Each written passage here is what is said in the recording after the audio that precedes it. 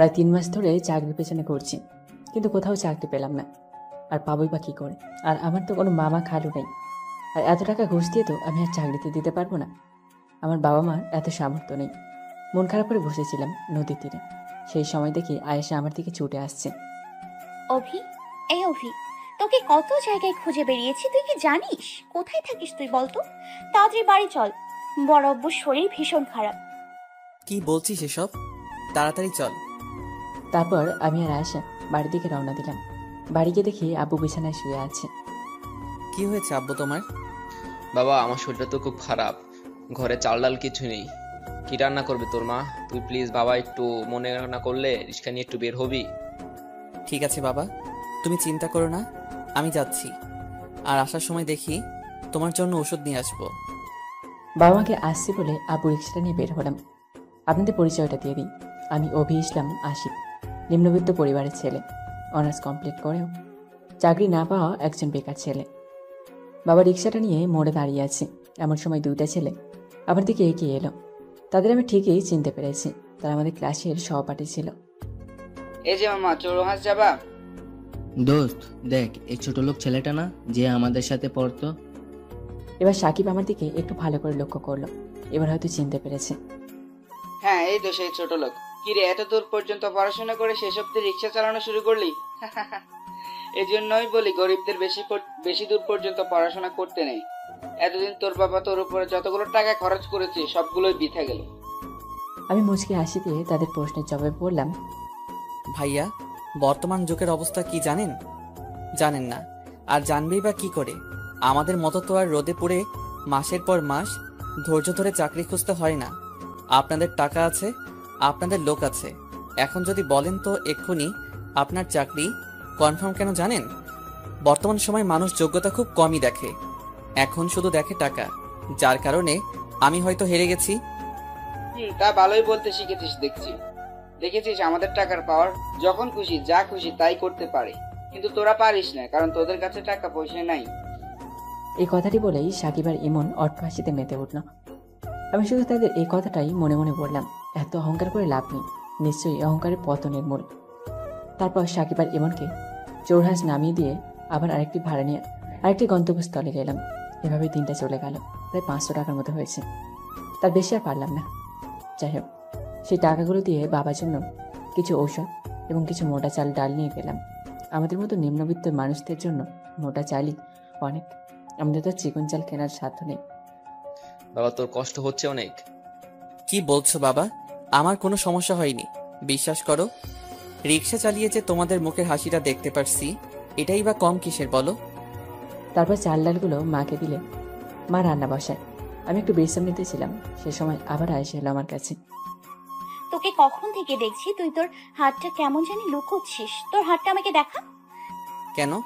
আমার হাত তোকে দেখাবো কেন? কিছু হয়নি তো আমার হাতের।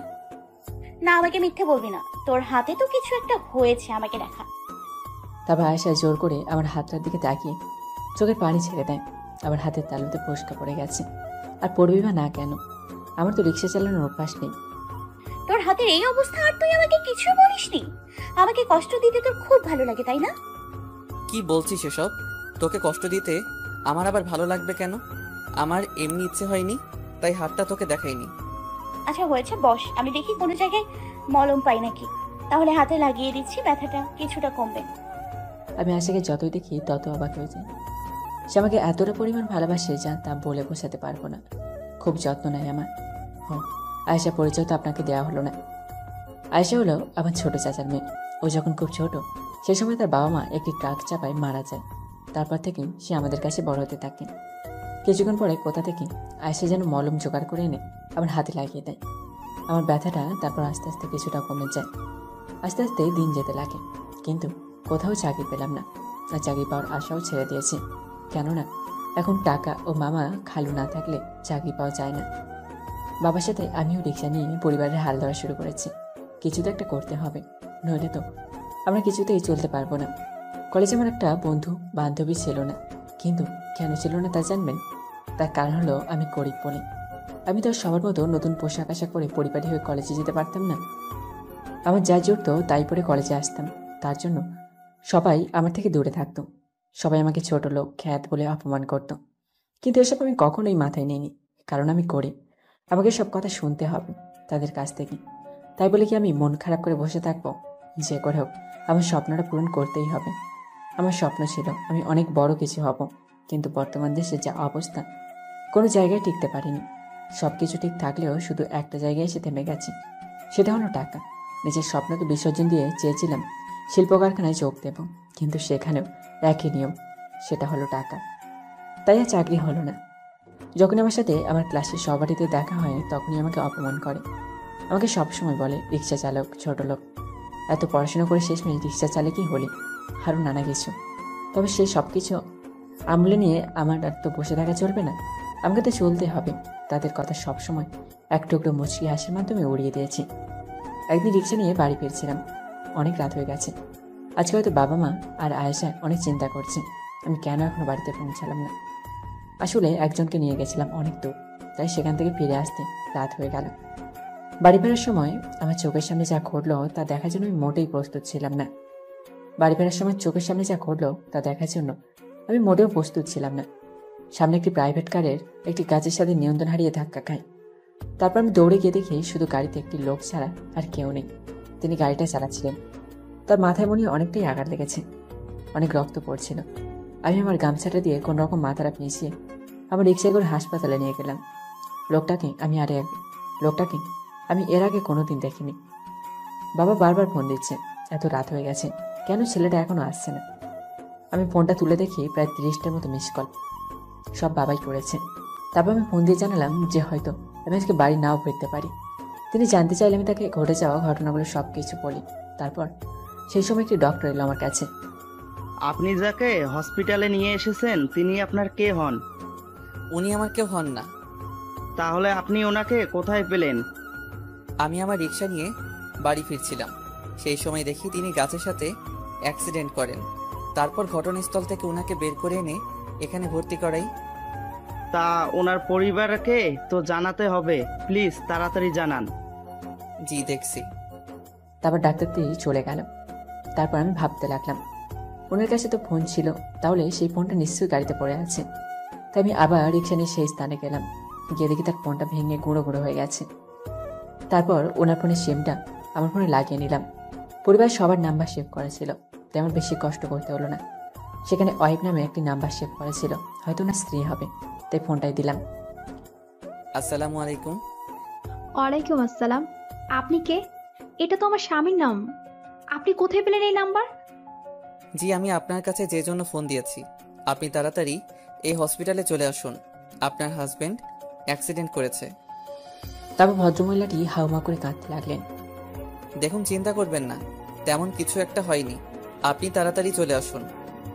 তারপর আমি আবার হসপিটালে গেলাম। হসপিটালে গিয়ে শুনলাম ওনার নাকি রক্ত প্রয়োজন। যাক। আচ্ছা ডক্টর, তার রক্তের গ্রুপ কি? এ পজিটিভ। আল্লাহ যা করেন ভালোর জন্য করেন। এখন আর রক্তের জন্য ছোটাছুটি করা লাগবে না, কারণ আমার রক্তের গ্রুপও এ পজিটিভ।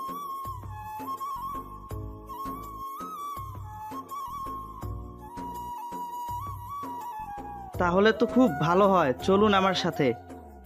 তারপর ডক্টর আমাকে একটি বেডে নিয়ে গেলেন। সেখানে আমার শরীর থেকে রক্ত নেওয়া হলো।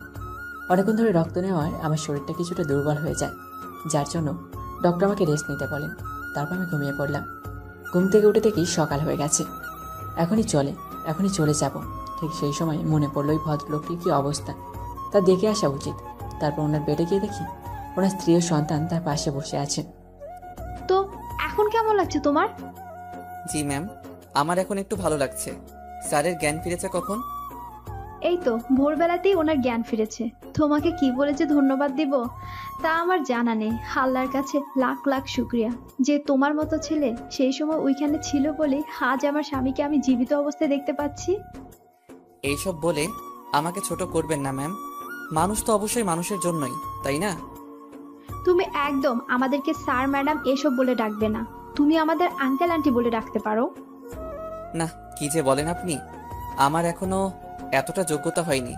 স্যার ম্যাডাম এসব কিছুই ঠিক আছে, তাহলে আসি স্যার। সাহারা যা বলেছে তাই হবে। তুমি আমাদের স্যার ম্যাম এসব বলে ডাকবে না, তুমি আমাদের আঙ্কেল আন্টি বলে ডাকবে। আর চলে যাচ্ছ মানে? তুমি কোথায় যাচ্ছ? তুমি আমার জীবন বাঁচালে, তোমাকে আমি এমনি এমনি ছেড়ে দেবো নাকি? আসলে আঙ্কেল, কালকে রাত্রে বাড়ি ফিরতে পারিনি, যার জন্য বাবা মা সবাই খুব দুশ্চিন্তায় আছে।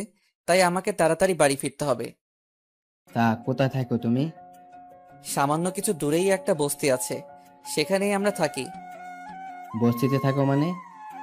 আমরা গরিব নিম্নবিত্ত, আমাদের বস্তি আসল ঠিকানা, আর আমরা সেখানেই থাকি।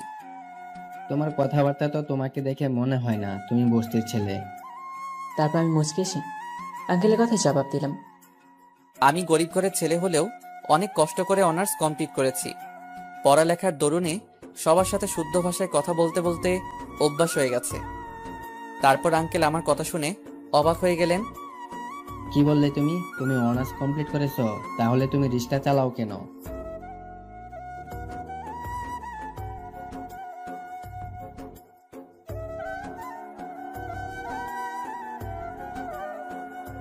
কেন, তুমি তো চাকরি বাকরিও করতে পারো, যেহেতু তোমার যোগ্যতা আছে, অনেক দূর পর্যন্ত পড়াশোনা আছে।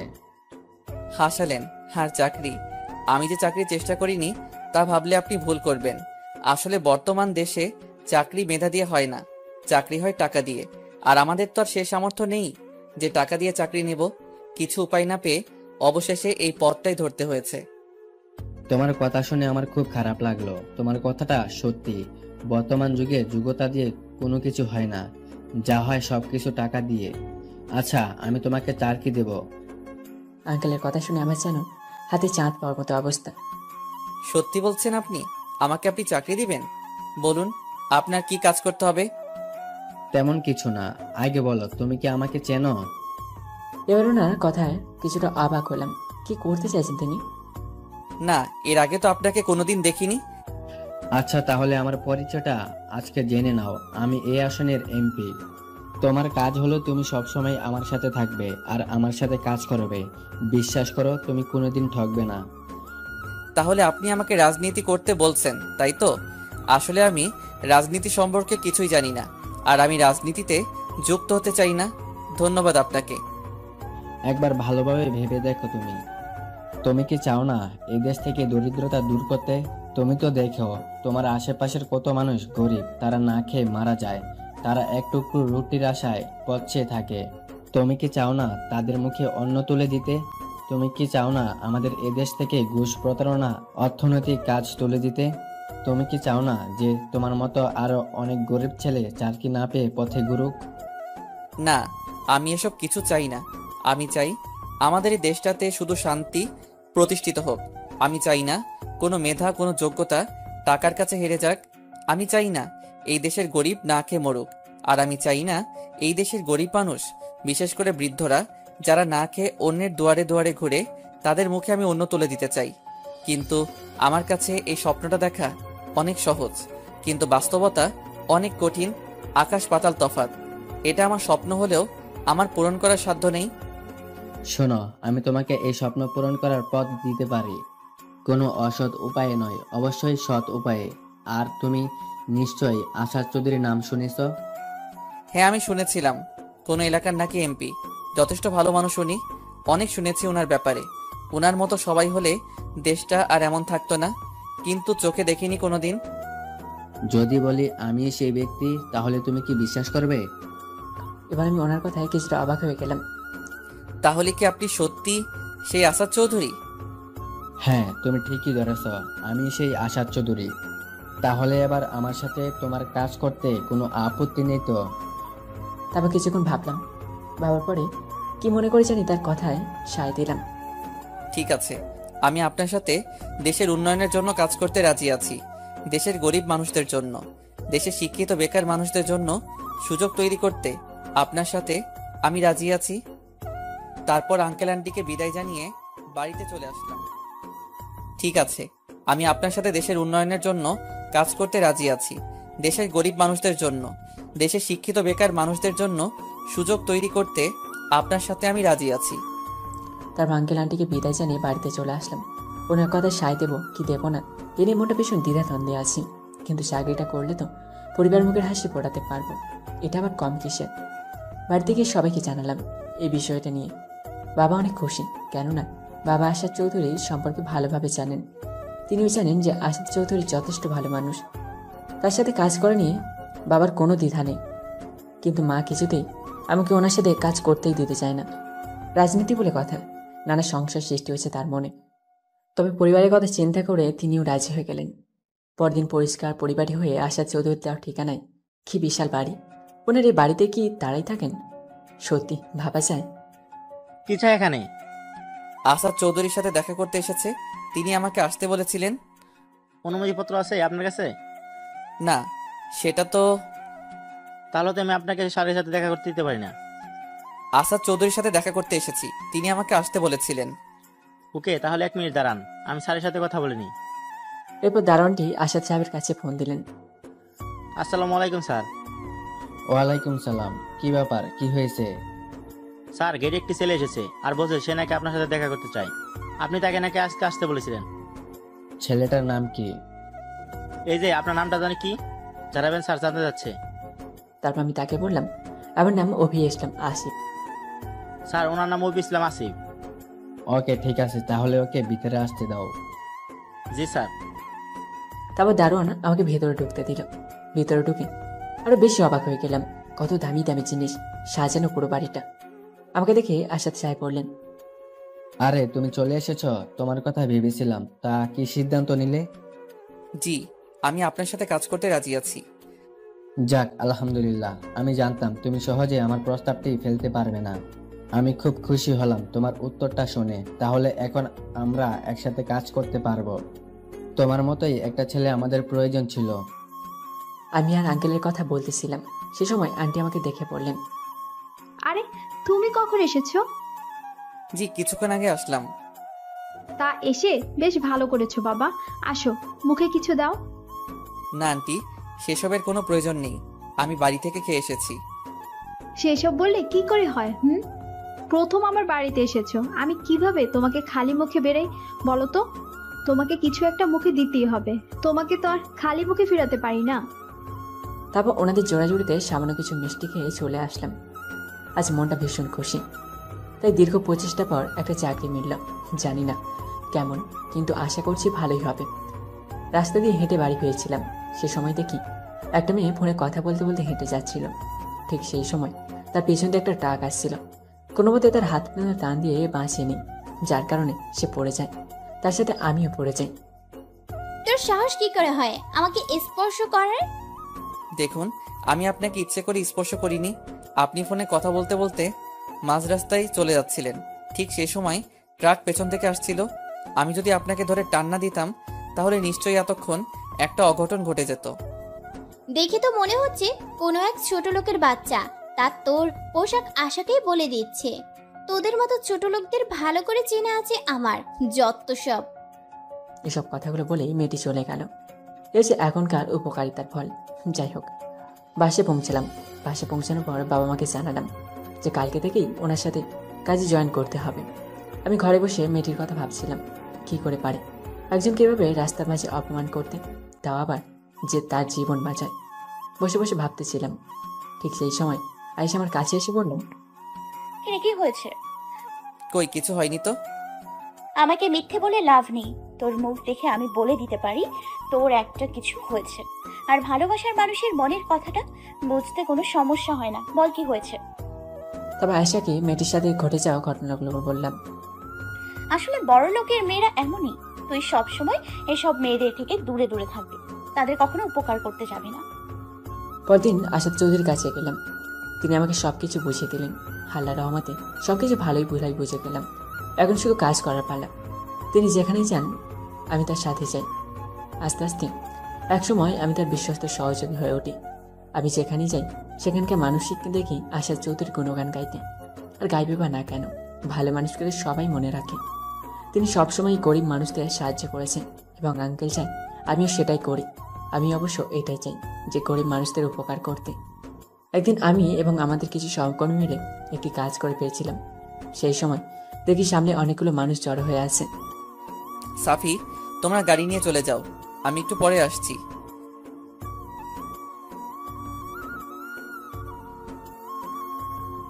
তোমাদের এত চিন্তা করতে হবে না, আমি কিছুক্ষণ পরে ঠিক আসছি, তোমরা যাও প্লিজ। তবে আমার সহকর্মীগুলো সবাই চলে গেল। আমি আস্তে আস্তে ভিড় ঠেলে ভিতরে যেতে লাগলাম। এদিকে একটা যুবক ছেলে অ্যাক্সিডেন্ট হয়ে পড়ে আছে। তার পাশে হয়তো উনি, ওর মা ও বোন কাঁদছে আর সাহায্য চাইছে, কিন্তু কেউ সাহায্য করছে না। সবাই দাঁড়িয়ে দাঁড়িয়ে দেখছে, কেউ কেউ ভিডিও করছে, আবার কেউ কেউ ফেসবুক লাইভে চলে গেছেন এসব নিয়ে। আমার ভীষণ রাগ উঠল। এসব দেখে আমরা কোন দেশে বসবাস করছি, কোন সময় বসবাস করছি, তাকে সাহায্য করার মতো কেউ নেই। সবাই শুধু তাকিয়ে তাকিয়ে দেখছে। না, এদের বলে সময় নষ্ট করে লাভ হবে না, আমাকে কিছু একটা করতে হবে। আমি ছেলেটিকে কোলে তুলে নিয়ে একটি সিএনজি রাখলাম, তারপর হাসপাতালে নিয়ে গেলাম। মা ও বোন কেঁদেই চলেছে। প্লিজ আপনারা কাঁদবেন না, আপনারা শান্ত হন। দেখুন, আপনার ছেলের কিছু হবে না, আল্লাহর রহমতে সবকিছু ঠিক হয়ে যাবে। ডক্টর, ছেলেটা কেমন আছে? ওর অবস্থা ভীষণ খারাপ, মাথায় ভীষণভাবে চোট পেয়েছে। আমাদের খুব শীঘ্রই অপারেশন করতে হবে, নইলে ছেলেটাকে হয়তো বাঁচাতে পারবো না। ডক্টরের কথাগুলো শুনে ছেলেটির মা ও বোন হাউমাউ করে কেঁদে দিল। বাবা, আমার ছেলে ছাড়া আমাদের দেখাশোনা করার কেউ নাই। সেই ছোটবেলা তার আব্বাই মারা যায়।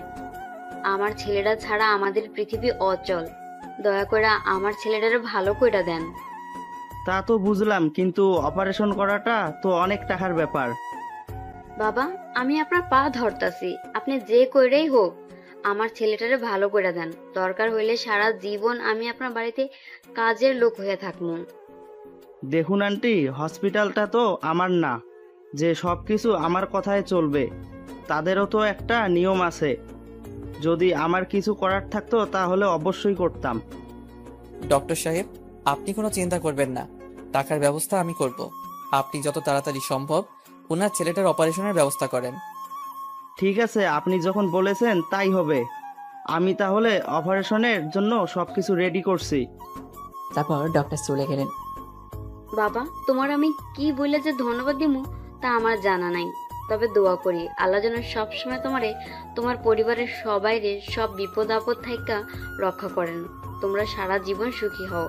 তুমি যেন সব সময় এমন কইরা গরিবদের পাশে দাঁড়াইতে পারো। ধন্যবাদ আপনাকে।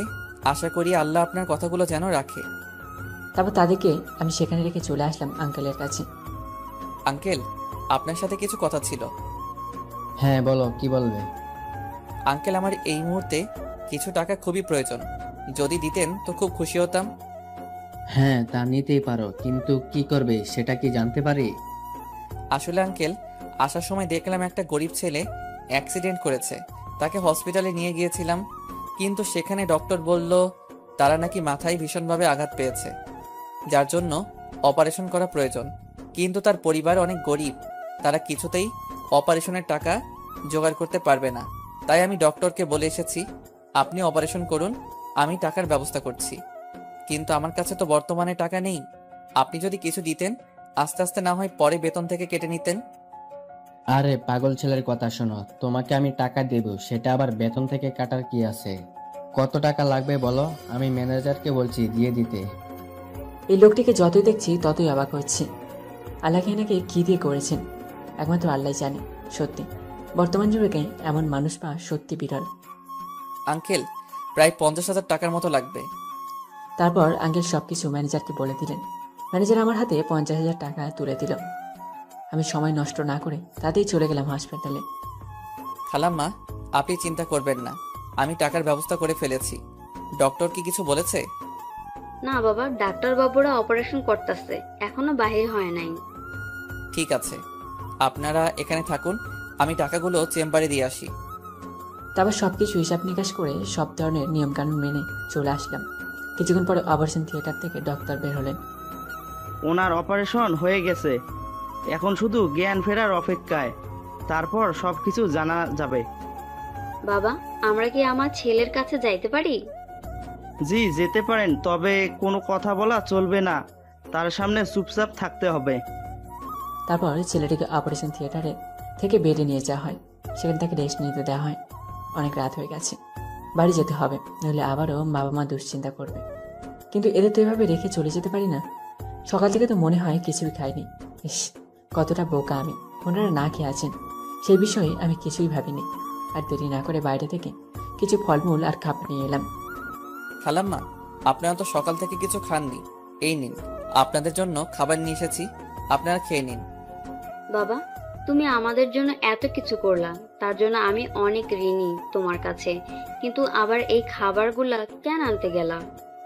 খালাম্মা, আপনারা সকাল থেকে না খেয়ে আছেন, এখান থেকে তো আপনারা কোথাও যাননি, তাই ভাবলাম এখানে তো আপনাদের আর কেউ খাবার দিয়ে যাবে না, তাই আপনাদের জন্য খাবার নিয়ে এসেছি। আমাকে আরেকটা ছেলে মনে করে এই খাবারগুলো খেয়ে নিন প্লিজ। তারপর ছেলেটির বোন আমাকে জড়িয়ে ধরল।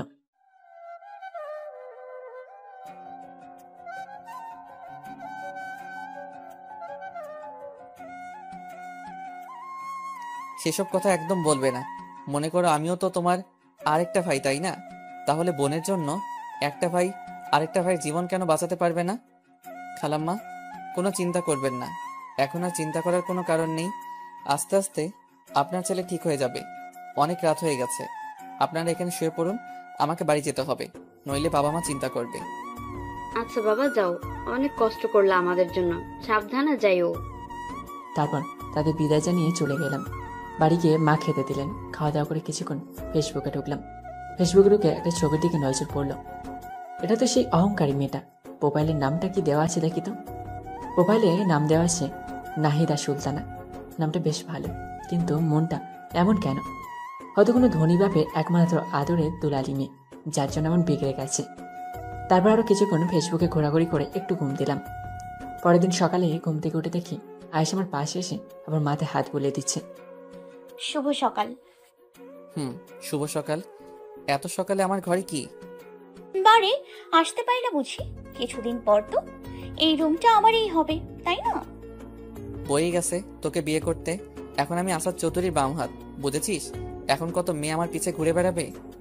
হ্যাঁ, ঘুরে বেড়ালে হলো। যদি কোনো মেয়ের দিকে তাকাস, একেবারে চোখ দুটো গেলে দিব। আইসে রে, কোন দেশের প্রধানমন্ত্রী, সে নাকি আমার চোখ গেলে দেবে। দেখবেই তো। এত কথা না বলে তাড়াতাড়ি ওঠ, বড় আম্মু খেতে ডাকছে। যা আসছি। তারপর আয়েশা আমার রুম থেকে চলে গেল। আর কিছুক্ষণ পরে দেখি আশা চৌধুরীর ফোন। আসসালামু আলাইকুম। ওয়ালাইকুম সালাম। আঙ্কেল, এত সকালে ফোন দিলেন, কিছু কি হয়েছে? না, কিছু হয়নি। কালকে রাত্রে আমার এক বন্ধু ফোন দিয়েছে, তার মেয়েরা নাকি বিয়েতে, তাই সেখানে যেতে হবে। তাই ভেবেছিলাম কি তুমি চলে এসো আমাদের সাথে। কিন্তু আমি কি করে যাব বলুন তো? এত বড় অনুষ্ঠানে আমাকে নিয়ে যাওয়া কি উচিত হবে? দেখো, এসব কথা বলো না। তোমাকে আমাদের সাথে যেতে হবে, না হলে কিন্তু তোমার আন্টি তোমার ওপর ভীষণ রাগ করবে। আচ্ছা ঠিক আছে, আমি রেডি হয়ে চলে আসছি। আচ্ছা, চলে এসো তাড়াতাড়ি। মা, কি রেঁধেছো? তাড়াতাড়ি খেতে দাও, এক জায়গায় যেতে হবে। এত সকালে আবার কোথায় যাবি? আসাদ আঙ্কেল ফোন করেছিল, তার নাকি এক বন্ধুর মেয়ের বিয়ে, সেখানে নাকি আমাকেও যেতে হবে। যেতে চাইলাম না, তবু যেতে হচ্ছে, নইলে আন্টি রাগ করবে। আচ্ছা যা, সাবধানে চলাফেরা করিস। জানিসই তো বড়লোকের ব্যাপার স্যাপার, সেখানে কত ধরনের মানুষ আসবে, ভেবে দেখ তো। আচ্ছা মা, ঠিক আছে।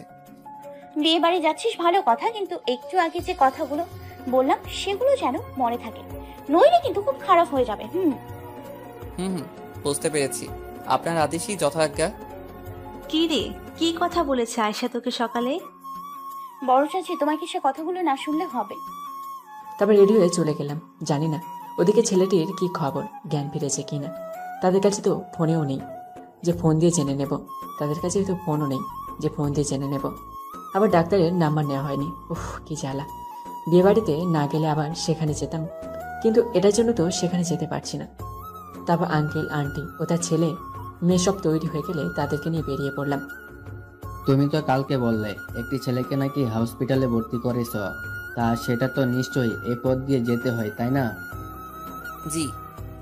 তাহলে চলো, যাবার সময় না হয় তাদের সাথে একবার দেখা করেই যাই, কি অবস্থা ছেলেটার।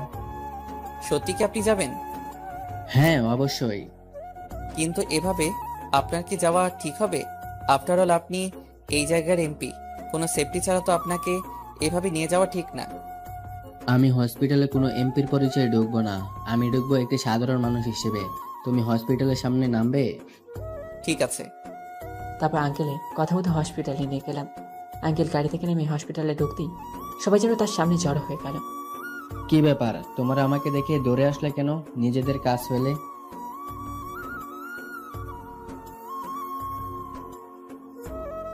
না না, কোনো সমস্যা হয়নি, আমরা এখানে এসেছি একজনকে দেখতে। সবাই তখন অবাক হয়ে একে অপরের দিকে তাকাচ্ছে। কে সেই লোক যার জন্য এমপি সাহেব এখানে তাকে দেখে চলে এসেছেন?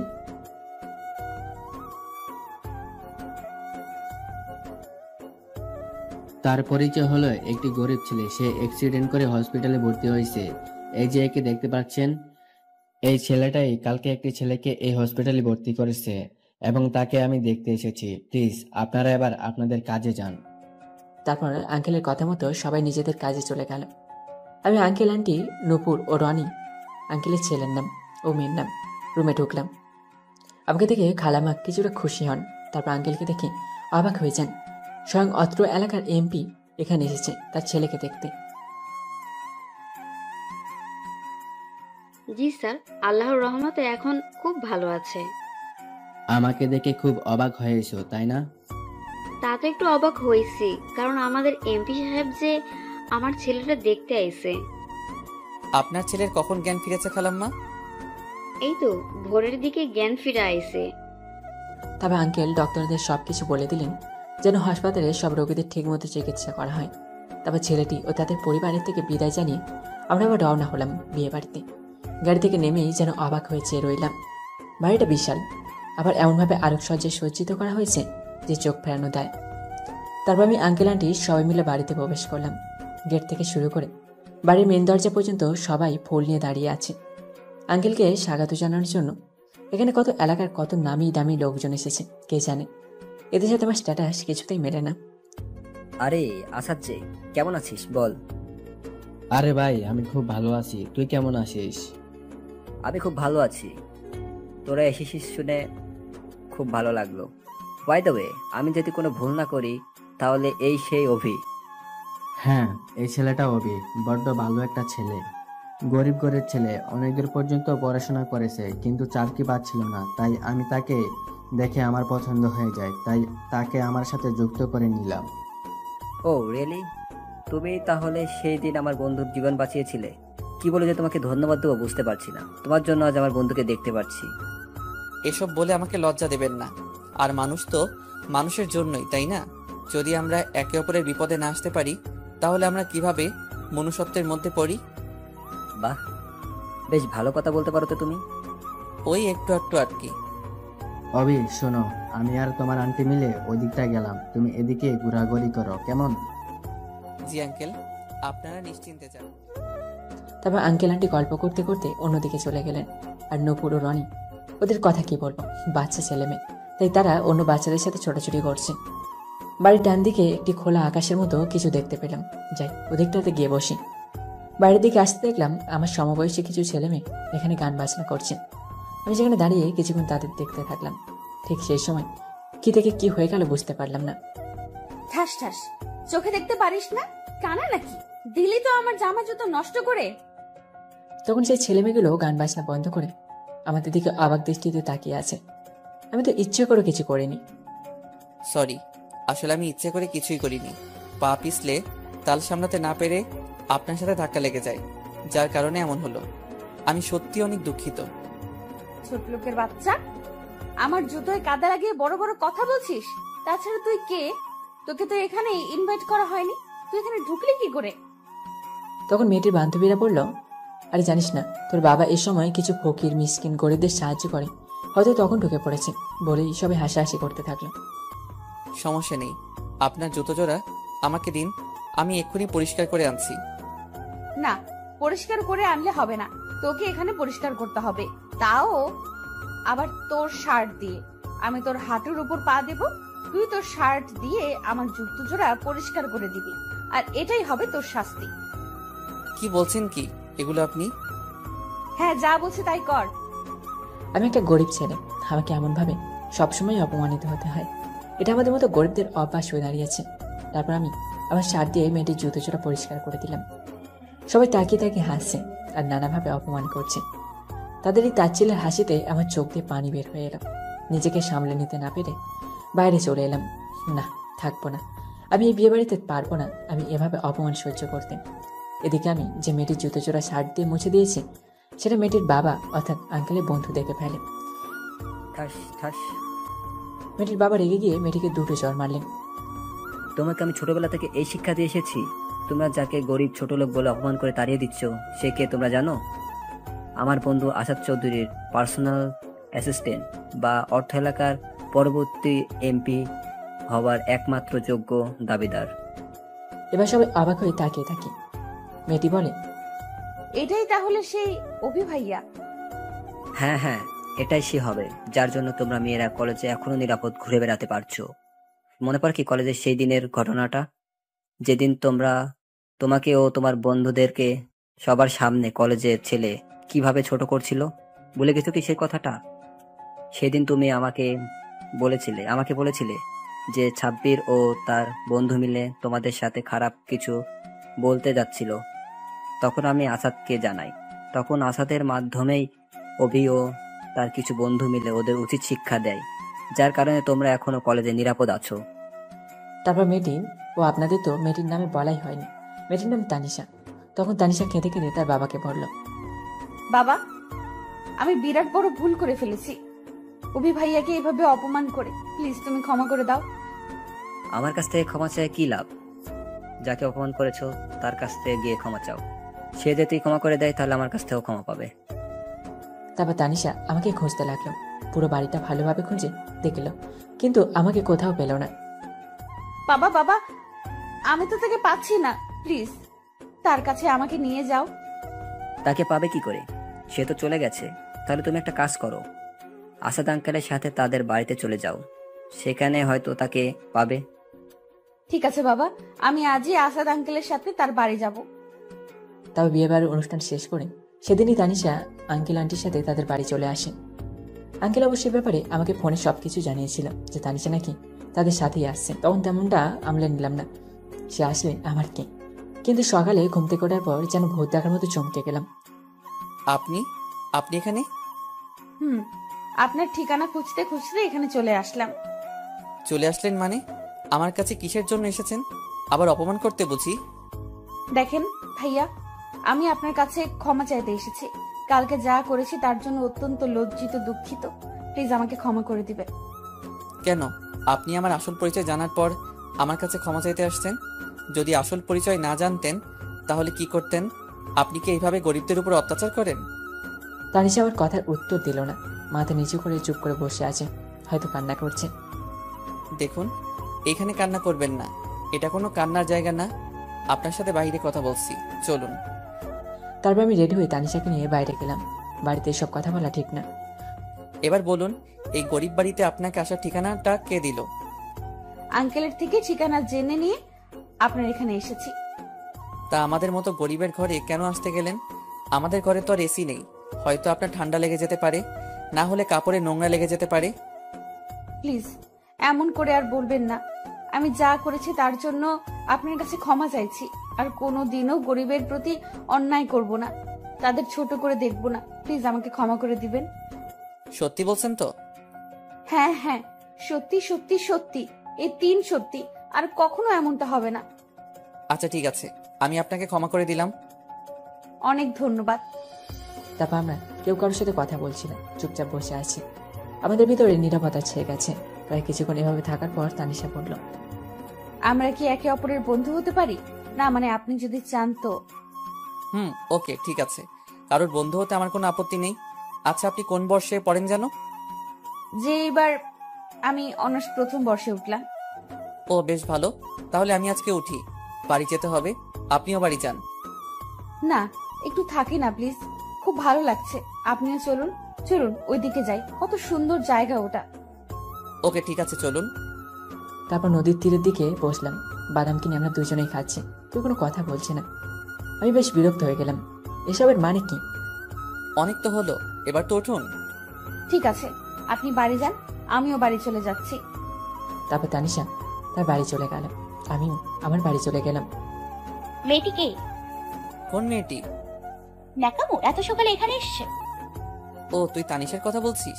ও তো আসাদ আঙ্কেলের বন্ধুর মেয়ে। তো তোর আসাদ আঙ্কেলের বন্ধুর মেয়ে এত সকালে এখানে কি করতে এসেছিল?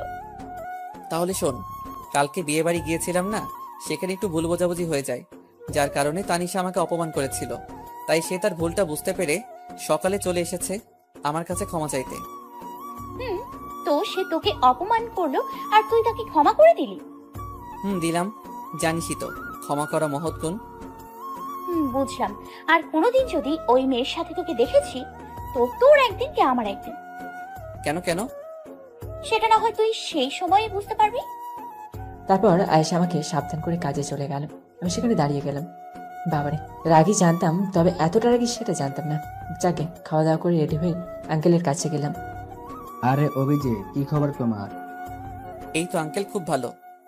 যাক, এসেছো যখন, ঠিক সময় চলে এসেছো। আসো, বসো, আমাদের সাথে নাস্তা করো। না আন্টি, আমি আসার সময় নাস্তা করে এসেছি, এখন আর কিছু খেতে পারবো না। তা বললে হবে না, তোমাকে খেতেই হবে আমাদের সাথে। তারপর আন্টির জোড়াজুড়িতে সামান্য কিছু খেলাম। আঙ্কেল, তাহলে আজকে আমাদের কাজটা কি? আজকে আপনার কোনো কাজ টাজ নেই। যা কাজ আছে তারা শুধু আমার সাথে। আজকে আপনার কাজ হবে সারাদিন আমার সাথে ঘোরাঘুরি করা। কি বললেন আপনি?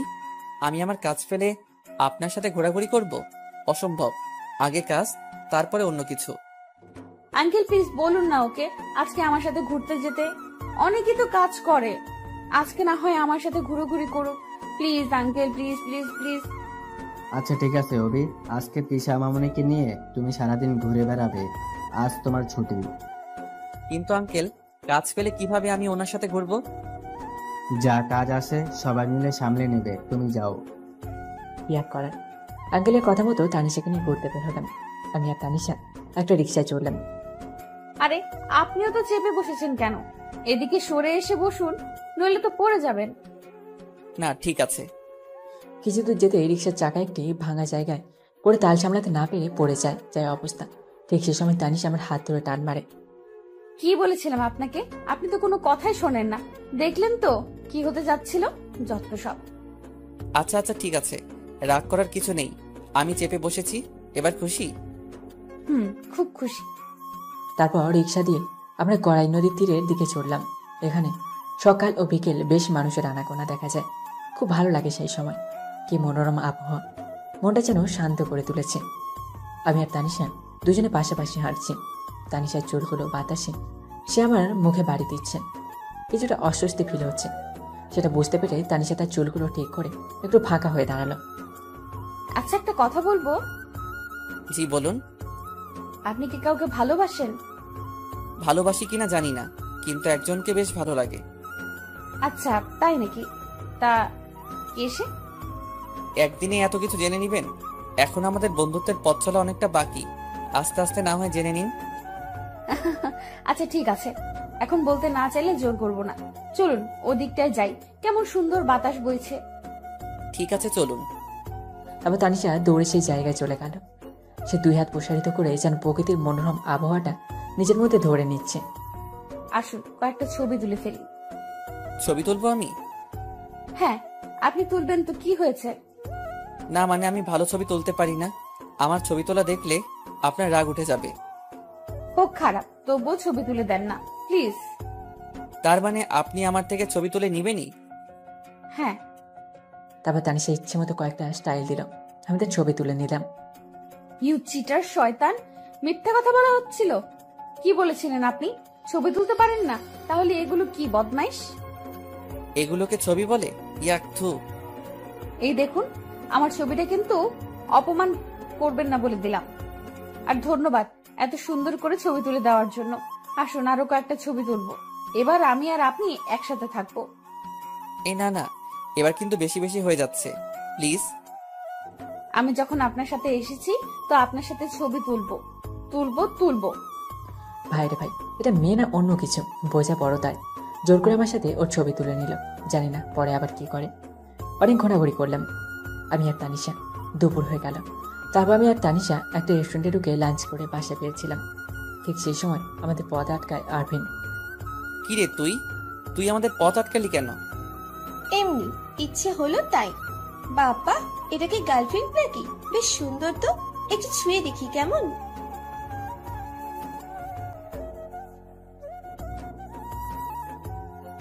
দেখ আরভিন, এটা কিন্তু রাস্তা, আর আমি চাই না এখানে কোনো প্রকার মারামারি হোক, তো সাবধান করে দিলাম পরের বার যেন এমন ভুল আর কখনো না করা হয়।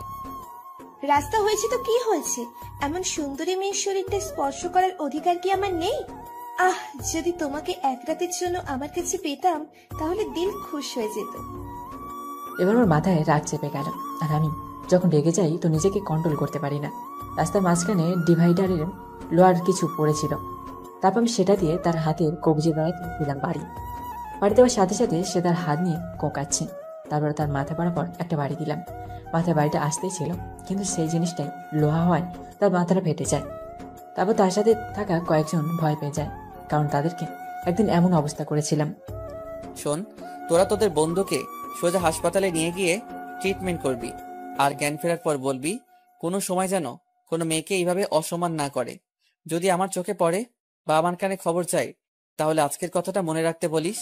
আর হ্যাঁ, আমাদের শত্রুতাটা রাজনীতি নিয়ে, তো বাইরের কিছু নিয়ে যেন নেক্সট টাইম এমন কিছু করা না হয়, তো পরের বার ভালো হবে না বলে দিলাম। তারপর তার আরপিনকে ধরে হসপিটালে নেয়, আর আমি আর তানিশা সেখান থেকে চলে আসলাম। আসার সময় বারবার তানিশা কেমন যেন করে আমার দিকে তাকাচ্ছিল। কি হয়েছে, এমন করে তাকাচ্ছেন কেন? শরীর খারাপ লাগছে? ডাক্তারের কাছে নিয়ে যাব? না মানে, আপনি যে ওই ছেলেটাকে এমন ভাবে মারলেন তা দেখে আমি চমকে গেছি। আপনার মতো ছেলেও এমন ভাবে কাউকে মারতে পারে তা জানা ছিল না। আচ্ছা, ছেলেটাকে আর আপনি ওনাকে চিনেনি বা কি করে? ছেলেটা হলো আমাদের পাশের এলাকার একজন এমপির ছেলে, সাবেক এমপি বলতে পারেন, কেননা আঙ্কেল ক্ষমতায় যাওয়ার আগে তার বাবাই এলাকার এমপি ছিলেন, কিন্তু তিনি কখনো এলাকার উন্নতি করেননি, যার জন্য পরবর্তী ইলেকশনে আঙ্কেল বিজয় লাভ করে তারপর তিনি এলাকার এমপি হয়ে যায়। তারপর থেকেই উনার আর ওনার ছেলের আঙ্কেলের প্রতি রাগ সৃষ্টি হয়, আর এই কারণেই ছেলেটির সাথে আমার মাঝে দ্বন্দ্ব সৃষ্টি হয়েছে, আর এভাবে তাকে আমি চিনি। বিশেষ দ্রষ্টব্য, গল্পতে যে মন্ত্রী প্রধানমন্ত্রীর নাম নেওয়া হবে তার সাথে বাস্তবের কোনো মিল নেই। এই নামগুলো শুধু গল্পের জন্য ব্যবহৃত। আমি আর তানিশা বাসায় গেলাম আঙ্কেলের ওখানে। গিয়ে দেখি রনি টিভি দেখছে। রনি, কি করো? এই তো ভাইয়া মোটো পাতলো দেখি। হ্যাঁ, তোমাদের কাজ তো সারাদিন মোটু পাত্র দেখা। দেখি রিমোটটা 1 মিনিটের জন্য। তারপর রনি আমাকে রিমোটটা দিলে আমি একটু চ্যানেল ঘোরাঘুরি করছিলাম। ঠিক সেই সময় একটা চ্যানেলে চোখ আটকে যায়। নিজে হেডলাইনে রাখা, এইমাত্র পাওয়া কুষ্টিয়া 01 আসনের এমপি পিএ হাতে কুষ্টিয়া 01 আসনের সাবেক এমপির ছেলে আহত। আরে অভি, এটা তুমি কি করছো? কেন আঙ্কেল, আমি কি কোনো ভুল করেছি? সঠিক নাকি ভুল সেটা বুঝতে পারছি না, কিন্তু যেটা তুমি করেছো সেটা কিন্তু অন্যায়। আঙ্কেল, আমি কি করতাম বলুন? সে যেভাবে তানিশাকে অপমান করেছিল, নোংরা কথা বলেছিল, তার জন্য আমি চুপ থাকতে পারিনি। রাগের বশে তাকে এমনটা করেছি। আচ্ছা, যা হওয়ার হয়েছে সেটা নিয়ে মাথা ঘামিয়ে লাভ নেই। তা বাসা পৌঁছে দিয়ে আসার জন্য ড্রাইভার পাঠাবো, যদি আবার রাস্তায় কোনো কিছু হয়। না আঙ্কেল, তার কোনো দরকার নেই, চিন্তা করবেন না, তেমন কিছু হবে না। আমি তাহলে আজকে আসি আঙ্কেল। আচ্ছা, তো ভালোভাবে যেও। তারপর আঙ্কেলের বাড়ি থেকে বের হয়ে রিক্সা খুঁজলাম, কিন্তু পেলাম না। কি আর করার, হেঁটে যেতে হবে। তো হেঁটে যেতেছিলাম, যেতে যেতেই সামনে সব প্রেসের লোক আমাকে ঘিরে ধরে।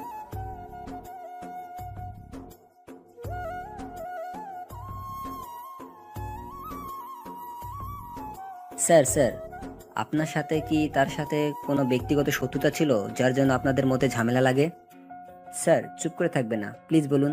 আপনার সাথে নাকি একজন মেয়ে ছিল যার জন্য নাকি ঝামেলাটা হয়েছে, প্লিজ আমাদের বলুন। দেখুন, এগুলো আমার ব্যক্তিগত কারণ, সেগুলো আপনাদের বলতে বাধ্য নই আমি। প্লিজ আপনারা এখন যান। উফ, কতবার বলবো আপনাদেরকে, আপনারা কি শুনতে পান না? আচ্ছা, একটা কথা বলুন তো, আপনাদের সামনে আপনাদের স্ত্রী, মা, বোন, বান্ধবী বা আত্মীয় কেউ, মোট কথা হলো কোনো মেয়েকে যদি আপনাদের সামনে অপমান করা হয়, তাকে খারাপভাবে অপমান করা হয়, তার শরীরে হাত দেওয়া হয়, তাহলে ভেবে দেখুন তো, আপনি ভাই, স্বামী, ছেলে অথবা বন্ধু হিসেবে আপনি কি করবেন? তার কিছুক্ষণ নিশ্চুপভাবে ভাবনা চিন্তা করতে লাগলো। কি হলো বলুন, আপনারা কি চাইবেন আপনার সামনে আপনার স্ত্রী, বোন, মা অথবা কোনো মেয়ে অপমানিত হোক? অনেকেই আছে চাইবে না, আবার অনেকেই আছে চাইবে। তো আপনি যদি একজন দায়িত্বশীল ছেলে, ভাই, বন্ধু অথবা স্বামী হন, তাহলে আপনাদের কি করা উচিত তা আপনারা নিশ্চয়ই বুঝতে পেরেছেন। আশা করি আপনাদের আর কোনো প্রশ্ন নেই। দেখুন, এটা আমার ব্যক্তিগত বিষয়, তো এটার ব্যাপারে না জিজ্ঞেস করলেই খুশি হব। ধন্যবাদ। তারপর আমি সেখান থেকে বাড়ির দিকে আবার রওনা হলাম। কোথা থেকে আসে সব বুঝতে পারি না, সবসময় কি আমার পিছে পিছে ঘোরে নাকি? এখান থেকে এটুকু আসতে না আসতেই সবাই ঘিরে ধরেছে, যত সব। বাসায় গিয়ে দেখলাম মা যেন কিছু একটা নিয়ে চিন্তা করছেন। আয়েশাও মায়ের পাশে বসে আছে। কি হয়েছে মা, তোমরা এইভাবে বসে আছো কেন? কিছু কি হয়েছে? কি হয়েছে মানে? বুঝতে পারছিস না কি হয়েছে? না সত্যি আমি কিছু বুঝতে পারছি না, প্লিজ বলো আমাকে কি হয়েছে। টিভিতে এগুলো কি দেখলাম? এই সবগুলো কি মিথ্যা? তুই নাকি একটা ছেলেকে মেরে হাসপাতালে পাঠিয়েছিস, কেন করেছিস এসব? তাহলে এই ব্যাপার? আচ্ছা শোনো। তারপর আমি মাকে সবকিছু খুলে পড়লাম। এই হলো আসল ঘটনা। তো এবার বলো আমি কি খারাপ কিছু করেছি? আহা মা, তুমি কোনো চিন্তা করো না। হ্যাঁ, আমি বুঝতে পারলাম তুই কোনো খারাপ কাজ করিসনি, তবু আমার কেমন জানি ভয় হচ্ছে তারা যদি তোর কোনো ক্ষতি করে দেয়। আহা মা, তুমি কোনো চিন্তা করো না তো, দেখবে আল্লাহর রহমতে কেউ কিছু করতে পারবে না আমার। আচ্ছা ঠিক আছে, আমি আর চিন্তা করব না, তো আয় খেয়ে নে। তারপর আমি খেতে দিলাম। আমি খেয়ে দিয়ে বিশ্রাম নিলাম। সারাদিন ওই মেয়েটার সাথে ঘুরে বেড়াতে বেড়াতে আমার অবস্থাই খারাপ হয়ে গেছে। আমি বসে মোবাইল টিপছিলাম, ঠিক সেই সময় এলো আমার রুমে। এসে আমার পাশে বসলো, কোনো কথা বলছে না, চুপটি করে বসে আছে। তাই আমি জিজ্ঞাসা করলাম, কি রে, কি হয়েছে? কিছু বলবি কি? কি রে, কি হয়েছে? চুপ করে আছিস কেন, বল। অভি, তোকে আমি কিছু প্রশ্ন করব, তুই ঠিকঠাক সোজাসুজি প্রশ্নের উত্তর দিবি, মজা করবি না বলে দিলাম। না কি করবো বুঝতে পারছি না, আজকে তো মনে হয় খুব সিরিয়াস মুডে আছে। আচ্ছা অভি, তুই সত্যি করে বলতো, তুই কি আমাকে ভালোবাসিস? তোকে ভালোবাসবো না তো কাকে ভালোবাসবো? তোকে তো সেই ছোট থেকে ভালোবেসে আসছি, এখনো ভালোবাসি। দেখ অভি, এবার কিন্তু আমার রাগ উঠে যাচ্ছে। তোকে সিরিয়াসলি উত্তর দিতে বলেছি, কোনো মজার ছলে না। আয়েশা, তোর কি হয়েছে বলতো? আজকে হঠাৎ এমন প্রশ্ন করছিস? আমি যা বললাম আগে সেটা সঠিক উত্তর দে। তুই আমাকে ভালোবাসিস কিনা সেটা আগে বল। শুনতে চাস তাহলে আমি তোকে ভালোবাসি কিনা? তাহলে শোন, আমি তোকে অনেক ভালোবাসি, নিজের থেকেও বেশি। মনে আছে একবার ছোটবেলায় আমার জ্বর হয়েছিল, তুই আমার জন্য কি না করেছিস। তখন থেকেই তোকে আমার এই মনের আসনে জায়গা দিয়ে দিয়েছি রে। তখন থেকে আমি ভেবে নিয়েছিলাম তোকে কখনো আমার থেকে দূরে কোথাও যেতে দেব না, সবসময় আমি এই আমার হৃদয়ের মধ্যে তোকে রেখে দিব। এবং দেখ, তুই এখানে আমার সেই ছোট্টবেলা থেকে এখনো আছিস। আমি তোকে ছাড়া কিভাবে থাকবো বল? ভালোবাসি, বড্ড ভালোবাসি যে তোকে। আমার কথাগুলো শুনে আয়েশের চোখ দুটো পানিতে চিকচিক করতে লাগলো। সে হঠাৎ আমাকে শক্ত করে জড়িয়ে ধরলো। তাহলে বল, তুই আর কখনো আমার থেকে দূরে থাকবি না, সবসময় আমাকে ভালোবাসবি। তুই ছোট থেকে যেমনটা আমাকে এখনো ভালোবাসিস। তোকে নিয়ে আমার খুব ভয় হয়, যদি কেউ তোকে আমার কাছ থেকে কেড়ে নেয় আমি সইতে পারবো না রে। আমিও ভালোবাসি, বড্ড ভালোবাসি তোকে। আয়েশা কি আমি আমার বুকে জড়িয়ে তার মাথায় হাত বুলে দিয়ে দিতে বললাম। আমি জানি তুই আমাকে কতটা ভালোবাসিস, কিন্তু একটা কথা বলতো, তোর মনে এই প্রশ্নের উদয় হলো কি করে যে আমি তোকে ছেড়ে চলে যাব? তোকে এই দুদিন ধরে দেখছি, কি নাম যেন বলেছিলি, তানিশা নাকি? ওই মেয়েটার সাথে ঘোরাঘুরি করছিস, এমনকি আজও দেখেছি তাকে। সেই মেয়েটা তোর সাথে যেভাবে হাসাহাসি করে, সেই মেয়েটা তোর সাথে যেভাবে হাসি খুশি ভাবে তোর পাশে হেঁটে চলেছে, দেখে মনে হলো যেন তোকে আমার কাছ থেকে সে কেড়ে নেবে। তাই তোকে বললাম, তুই প্লিজ আমাকে ছেড়ে অন্য কারো হয়ে যাস না। আমি তোকে আমার এই মনের মাঝে সারা জীবন আগলে রাখতে চাই। আমার প্রতি তোর যদি বিশ্বাস থাকে তাহলে এটুকু জেনে নে যে আমি তোর আছি, তোরই থাকবো। সত্যি বলছিস তো? হ্যাঁ হ্যাঁ সত্যি বলছি। আচ্ছা একটা কথা বলতো, তুই আমাদেরকে কিভাবে দেখলি আর কোথায় গিয়েছিলি? ও, 1 মিনিট অপেক্ষা কর, তোর এই প্রশ্নের জন্য আমার একটা কথা মনে পড়লো, আমি এক্ষুনি আসছি। যা বাবা, মেয়েটার আবার কি হলো? কোথায় ফুরুত করে উড়ে গেল। কিছুক্ষণ পরে দেখলাম আয়েশা তার হাতে কিসের যেন ব্যাগ নিয়ে আসছে। নে ধর, খুলে দেখ তো কেমন হয়েছে। কি এটা? সেটা তুই নিজেই খুলে দেখ। আয়েশা থেকে নেওয়া একটা খুলে দেখি, তার ভিতরে দুটি কালো নীল রঙের শার্ট। এই দুটি রং যে আমার সব থেকে বেশি পছন্দ, সেটা আয়েশা ঠিকই জানে। শার্ট দুটো বেশ সুন্দর হয়েছে, আয়েশার পছন্দ আছে বলতে হবে। শুভ জন্মদিন। এবার আয়েশার কথাটিতে আমি অনেকখানি অবাক হয়ে গেলাম। যে আজ যে আমার জন্মদিন সেটা আমি নিজেই ভুলে গেছি, কিন্তু আয়েশা ঠিকই মনে রেখেছে। ওহো, আজ যে আমার জন্মদিন সেটা আমি নিজেই ভুলে গেছি, কিন্তু তুই তো দেখছি ঠিকই মনে রেখেছিস। আমি জানি তো তুই ভুলে যাবি, তোর কোনোদিন তোর জন্মদিনের কথা মনে থাকে বলতো? কিন্তু তুই আমার জন্মদিনের দিনটা ঠিকই মনে রাখতে পারিস, খালি নিজেরটা পারিস না। তুই প্রত্যেক বছর আমার জন্মদিনে কোনো না কোনো কিছু আমাকে গিফট করিস, কিন্তু আমি তা করতে পারি না। তাই ভাবলাম আজকে কিছু তোকে গিফট করব। আর এটা কিন্তু এই কালকে মার্কেটে গিয়েছিলাম আর শেষ সময় তোকে আর ওই মেয়েটার সাথে দেখি। আচ্ছা বুঝলাম, কিন্তু তুই টাকা পেলি কোথায়? কেন, তুই বড় আম্মু বড় আপু যখন হাত খরচের টাকা দিত সেগুলো টাকা জমিয়ে রেখেছিলাম, আর সেই টাকা দিয়েই কাল তোর জন্য 2টা শার্ট কিনেছি। তা কেমন হয়েছে বললি না তো? খুব খুব সুন্দর হয়েছে। আমার চোখের পানিতে ভরে গেল। এটা কোনো দুঃখের অশ্রু নয়, এটা আনন্দের অশ্রু। কি রে, তোর চোখে পানি কেন? কই না তো, এমনি। আচ্ছা চল বাইরে চল, তোর জন্য আরো একটা সারপ্রাইজ আছে। কি বলছিস? আরো একটা সারপ্রাইজ? বাহ, বেশ ভালো তো। তারপর ঘর থেকে বের হয়ে উঠানে গিয়ে দেখি সেখানে নানান রঙের বাতি জ্বালানো হয়েছে। তারপর আয়েশা পেছন থেকে আমার চোখ দুটো চেপে ধরলো। আমি কিছুই দেখতে পাচ্ছি না। কি রে, কি হলো? চুপ, কোনো কথা বলবি না, আস্তে আস্তে আমার সাথে সামনে যা। তারপর আয়েশা আমাকে আস্তে আস্তে সামনে নিয়ে গেল। এবার চোখ খুলে দিল। হ্যাপি বার্থডে অবি। এখানে দেখছি আঙ্কেল, রনি, নুপুর ও তানিশা সবাই আছে, কিন্তু তারা কখন এলো? আঙ্কেল, আপনারা কখন এলেন? এইমাত্র এলাম, দেখলাম তুমি তোমার ঘরে ছিলে, তাই সেখানে যাইনি। আর এটা তো সারপ্রাইজ। আপনারা কিভাবে জানলেন যে আজকে আমার জন্মদিন? তোমার বাবা মা আমাকে ফোন দিয়ে বলেছে। আমি বললাম আপনারা আয়োজন করুন, আমি আসছি তোমাকে সারপ্রাইজ দেওয়ার জন্য। তোমাকে না জানিয়ে চলে এলাম। নাও নাও, এবার কেকটা কাটো। তারপর সবার কথা মতো কেকটা কাটলাম। তারপর সবাইকে নিজে হাতে খাইয়ে দিলাম। তারপর সবশেষে মা, আয়েশা ও আন্টি মিলে সবকিছু গোছাচ্ছিল। আজ যে আপনার জন্মদিন সেটা তো আমাকে বলেননি। আসলে আজকে যে আমার জন্মদিন সেটা আমি নিজেও উপলব্ধি করতে পারিনি। আমাকে প্রথম আয়েশা উইশ করে, তারপর আমি বুঝতে পারি আমার জন্মদিন। খুব ভালো, আশা করি আপনার সামনের দিনগুলো ভালো কাটুক। ধন্যবাদ আপনাকে। তারপর আঙ্কেল, আন্টি, তানিশা সবাই চলে গেলেন। রাতে খাওয়া দাওয়া করে ঘুমিয়ে গেলাম। সকালে ঘুম থেকে উঠে ফ্রেশ হয়ে নাস্তা করে আঙ্কেলের বাড়ি রওনা দিলাম। সামনে ইলেকশন, সেটা নিয়ে কিছু ভাবতে হবে। আঙ্কেল, সামনে তো ইলেকশন, সেটা নিয়ে কিছু ভাবলেন? হ্যাঁ, তাই একটু ভেবেছি। আমার তো বয়স হয়ে যাচ্ছে, তাই আমি চাচ্ছি যে এবার আর ইলেকশনে দাঁড়াবো না। কি বলছেন এগুলো? আপনি এখানকার এত উন্নতি করলেন, আপনার জন্য কত গরিব দুঃখী সাহায্য পেয়েছে। আপনি যদি এই জায়গাটা ছেড়ে দেন তাহলে কিভাবে হবে? পরবর্তীতে যে আসবে সে যদি এদের প্রতি অন্যায় করে, এলাকার মানুষদের প্রতি অন্যায় করে, তাছাড়া সবাই আপনাকে এত শ্রদ্ধা করে, সম্মান করে, তারা কিছুতেই চাইবে না আপনি আপনার জায়গাটা ছেড়ে দিন। দেখো অবি, আমার এই বিষয়টা মাথায় আছে, তাই আমি চাচ্ছি আমার দলে এমন একজনের কাছে দিতে যে গরিবদের কথা ভাবে, এলাকার কথা ভাবে, দেশের কথা ভাবে। আর এমন মানুষ আমি পেয়ে গেছি। তাই নাকি আঙ্কেল? তাহলে কে সে? কেন, তুমি? এসব কি বলছেন আপনি? আমি আপনার জায়গায় বসবো এটা অসম্ভব। আমি চাই না আমি আপনার জায়গাটা কেড়ে নেই বা আপনার জায়গায় আমি বসি। কে বলেছে যে তুমি আমার জায়গাটা কেড়ে নিচ্ছ? আমি চাচ্ছি তুমি সামনের ইলেকশনে আমার হয়ে দাঁড়াবে, আর আমার বিশ্বাস তুমি ঠিক জয়ী হবে।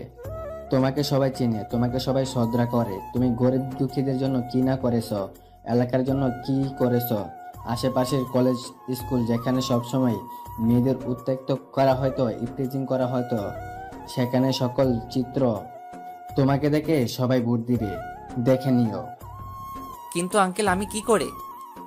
আর কোনো কিন্তু নয়। তুমি কি চাও না এই এলাকার, এই সমাজের আশেপাশের যত এলাকা আছে, এমনকি পুরো দেশের চিত্রটা পাল্টে দিতে? এটা তোমার স্বপ্ন। তুমি তো সবসময় স্বপ্ন দেখেছো দেশের উন্নতি করতে, দেশের মানুষের জীবনযাত্রা মান উন্নতি করতে, গরিব দুঃখীর জন্য আর অত্যাচার সহ্য না করতে, বেকার শিক্ষিত ভাইদের জন্য চাকরির জন্য কষ্ট করতে না হয়। এমনকি তুমি দেশের সকল কিছু চিত্র পাল্টে দিতে চেয়েছো, যেখানে মেধা ছাড়া, যোগ্যতা ছাড়া, টাকার বিনিময়ে সবাই চাকরি পাচ্ছে না। তুমি তো কখনো এটা চাওনি। আমি জানি হয়তো তুমি একা পাল্টাতে পারবে না, কিন্তু চেষ্টা তো চালিয়ে যেতে হবে। সবাইকে এক করতে হবে, এক করে এই দেশটাকে সুনীল সমাজে পরিণত করতে হবে। তুমি তো এই সমাজের এই বড় হয়েছ, তুমি তো জানো গরিবের কষ্ট। প্লিজ না করো না। আচ্ছা আচ্ছা আঙ্কেল, ঠিক আছে, আমি সামনের ইলেকশনে দাঁড়াবো। আলহামদুলিল্লাহ, তোমার কথা শুনে খুশি হলাম। আমি তাহলে সবকিছু প্রস্তুতি নেই, ইলেকশন তো আর বেশি দিন নেই। ঠিক আছে, আপনি যা করবেন তাই হবে। মামা মামা, আমি নূপুর রনিকে নিয়ে একটু বাইরে গেলাম। পাশে থেকে একটা মেয়ের কণ্ঠ শুনে তাকিয়ে দেখি এই সেই মেয়েটি যাকে আমি একবার বাঁচিয়েছিলাম, যার বিনিময়ে সে আমাকে অপমান করেছিল সবার মাঝে। তার মেয়েটি আমার দিকে তাকিয়ে অবাক হয়ে গেল। কিরে তুই তুই এখানে কি করছিস? আফিফা, তুমি একে চিনো কিভাবে? চিনি মানে খুব ভালো করে চিনি, 1 নম্বরে বাজে ছেলে। দেখুন, আপনি কিন্তু আমাকে সেদিন অনেক অপমান করেছিলেন, মুখ বুজে শুনে নিয়েছিলাম। আমি কি আপনার কোনো ক্ষতি করেছিলাম? বরং আমি আপনার জীবন বাঁচিয়েছিলাম। তার বিনিময়ে আপনি কি করলেন? আমাকে অপমান করেছিলেন। বেশ করেছি, অপমান করেছি। তুই কেন আমার হাত ধরেছিলি?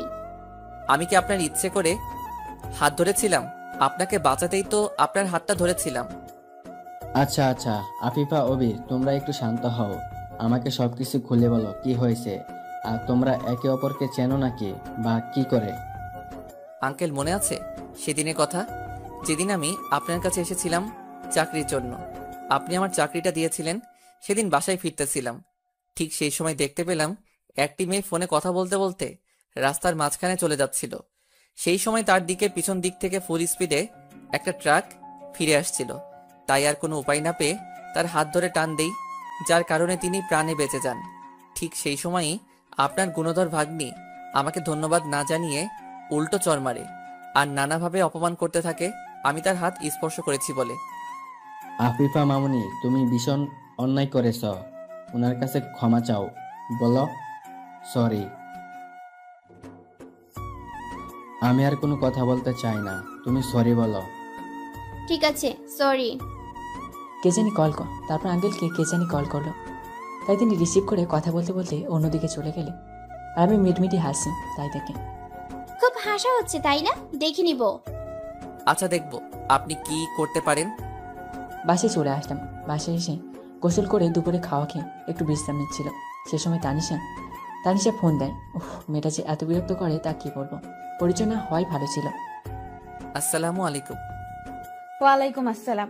কখন পৌঁছেছেন বাসায়? সে তো অনেক আগেই পৌঁছেছি, এসে গোসল করে খাওয়া দাওয়া করে বিশ্রাম নিচ্ছি। শুনেন, আজ আমি আঙ্কেলের ওখানে যাচ্ছি, আপনি কিন্তু বিকেলে চলে আসবেন। কেন?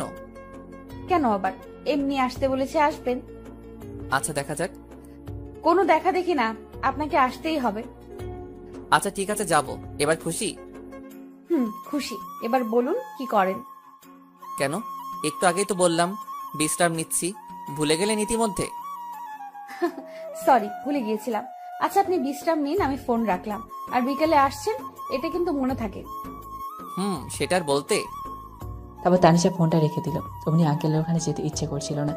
এখন আবার যেতে হবে, তোর ভাল লাগে না। আর আমার আঙ্কেলের ওখানে না যাওয়ার কারণটা হলো আফিফা নামে ওই মেয়েটা। দেখলে কেমন জানি গুন্ডি গুন্ডি ভাব, সামনে গেলে দেখে মনে হয় কাঁচা চেপিয়ে খাবে। কি আর করার, যেতে হবে, নাহলে ওদিকে তানিশা মরানি রাগ করবেন। বিকেলে দেখে আঙ্কেলের বাসায় গেলাম। গিয়ে দেখি তানিশা ও আফিফা একসাথে বসে গল্প করছে। আমাকে দেখে তানিশা বলল, আরে আপনি চলে এসেছেন, আপনার জন্য অপেক্ষা করতেছিলাম। তাই বুঝি? চলুন এবার কোথাও গিয়ে ঘুরে আসি। কি বলছেন এসব? এখন ঘুরতে যাব? হ্যাঁ, এখন গেলে কি হবে? চলুন না, প্লিজ প্লিজ প্লিজ। উফ, আপনি এত বাচ্চাদের মতো বায়না ধরেন কেন বলুন তো? তা না করলে যে আপনি আমার কথায় রাজি হন না। যাই হোক, চলুন প্লিজ প্লিজ প্লিজ। আচ্ছা, কি আর করার, চলুন। এই তানিশা, তোমরা কোথায় যাচ্ছ? এই বিকেল বেলায় এই এলাকাটা ঘুরে দেখতে যাব।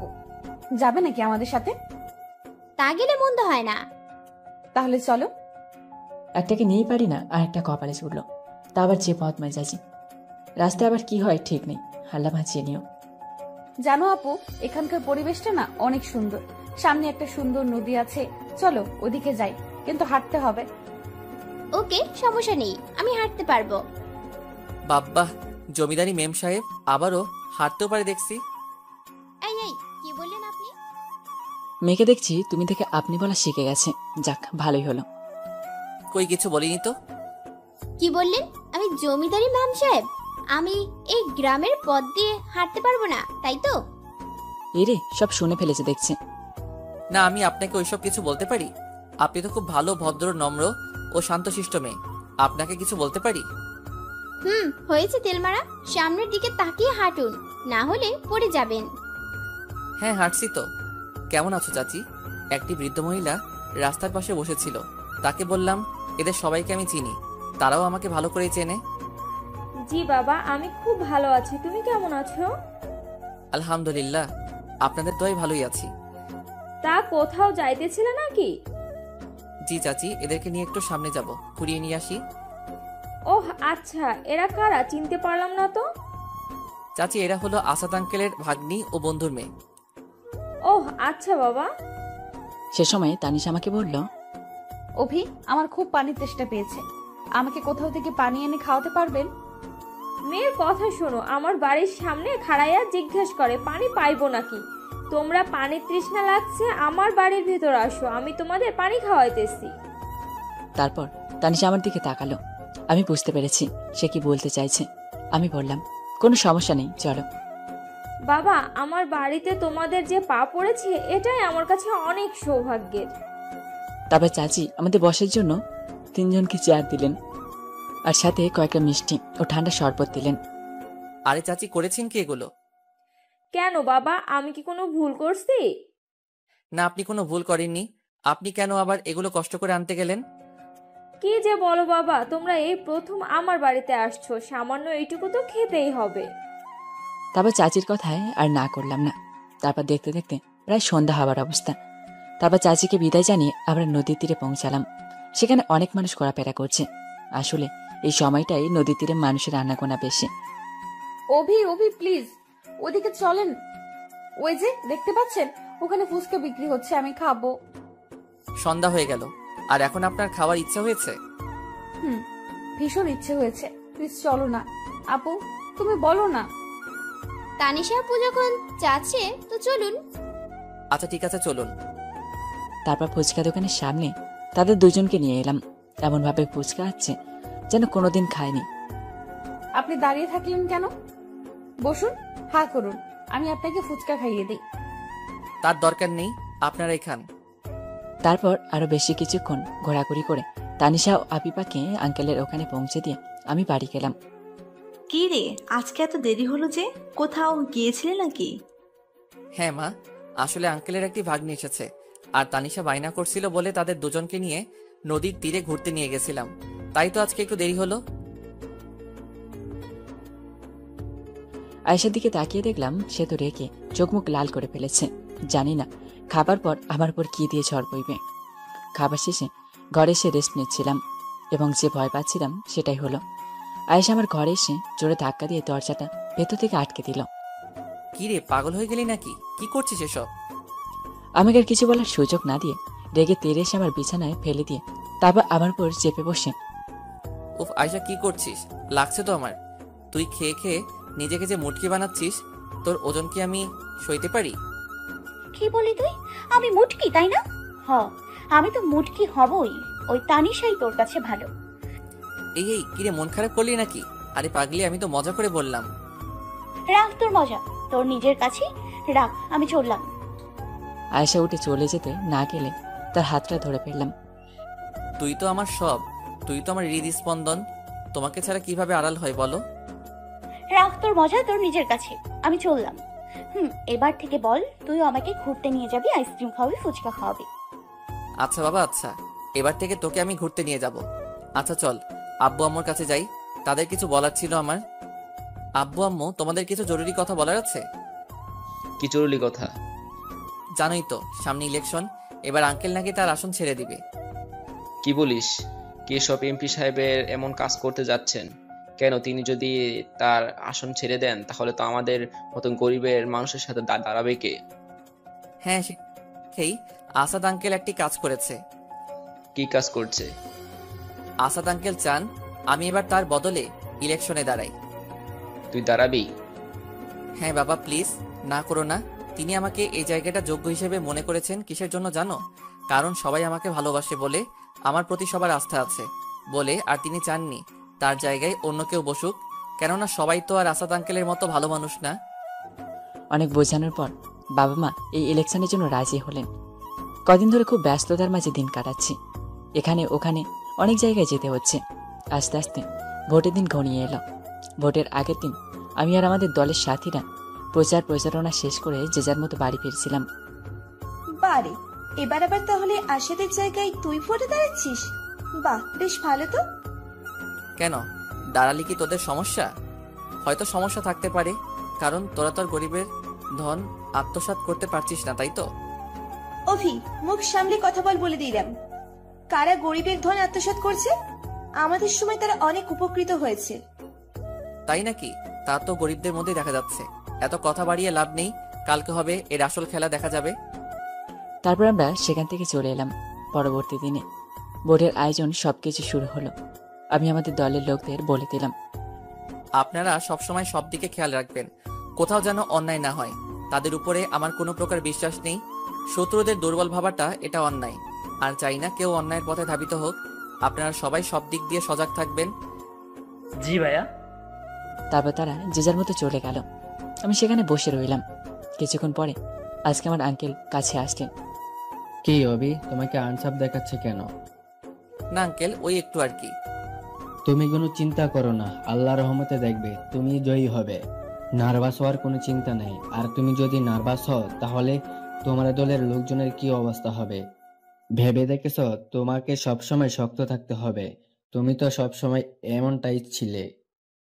আঙ্কেল, আপনি যখন আমাকে আপনার দলে যুক্ত করেন, তার আগে আমি রাজনীতি সম্পর্কে কিছুই জানতাম না। আপনি আমাকে এসব কিছু শিখিয়েছেন, জানিয়েছেন। তবে আজকে আমার জীবনের একটি অন্যতম পরীক্ষা, যেখানে ফেল করলে হয়তো সব শেষ। তাই একটু নার্ভাস আছি আর কি। তুমি কখনো ফেলই করতে পারো না, দেখবে সব ঠিক আছে। আস্তে আস্তে ঘনিয়ে এলো সেই কাঙ্ক্ষিত সময়টি। এখনই জানা যাবে কে জয়লাভ করেছে আর কে পরাজয় লাভ করেছে। কিন্তু কিছুক্ষণ পরে যা ঘোষণা করা হলো তা শুনে আমি নিজের কানকেও বিশ্বাস করতে পারছি না। 2,53,768 ভোটে জয়লাভ করেছে। আমি কিছুক্ষণ স্তব্ধ হয়ে সেখানে দাঁড়িয়ে রইলাম। আমি কি ঠিকই শুনেছি? এটা ছিল আমার জীবনের প্রথম পরীক্ষা, যেটা আমি পাস করে গেছি। আমার দলের সবাই তো খুব খুশি। একে একে সবাই আমাকে স্বাগতম জানালো। সবার শেষে আরফিন এলো আমার কাছে। Congratulation my dear. যাক, তাহলে অবশ্যই সে ভোটে জয়লাভ করলি তুই। আমার বড় একটা উপকার করলি রে, যে উপকারটা কোনো দিনও ভুলবো না। তারপর আরফিন তার দলের সব লোকজনকে নিয়ে চলে গেল। আপনাদের তো বলাই হয়নি, আরফিন পেয়েছিল 1,88,397টা ভোট। কংগ্রাচুলেশন মাই ইয়াং ম্যান। কি বলেছিলাম আমি তোমাকে দেখব, তুমি ঠিকই জিতে যাবে। কিন্তু আমার কথা সত্যি হলো তো আজ আমি খুশি, খুব খুশি। আজ আমার সবাইকে চিৎকার করে বলতে ইচ্ছে করছে, দেখো তোমরা, আমি আমার সফলতাকে পেয়ে গেছি। আমার জীবনে এই জয়টা যে কত মূল্যবান সেটা আঙ্কেলের চোখে স্পষ্ট দেখতে পাচ্ছি। তিনি যে আজকে এত খুশি হয়েছেন তা বলে বোঝাতে পারবো না, যার জন্য আল্লাহর কাছে অসংখ্য শুকরিয়া। তারপর আঙ্কেল ওখানে গেলে আন্টি আমাকে প্রথমে মিষ্টি মুখ করান। আমি জানতাম বাবা তুমি ঠিক জিতবে। আল্লাহর কাছে অনেক প্রার্থনা করেছি যাতে তুমি জয় লাভ করো। আল্লাহ আমার কথা শুনেছেন, তোমার প্রতি সদয় হয়েছেন। দোয়া করি তুমি যেন আরো সামনে এগিয়ে যাও, আমাদের সবার মুখ উজ্জ্বল করতে পারো। ধন্যবাদ আন্টি, দোয়া করবেন।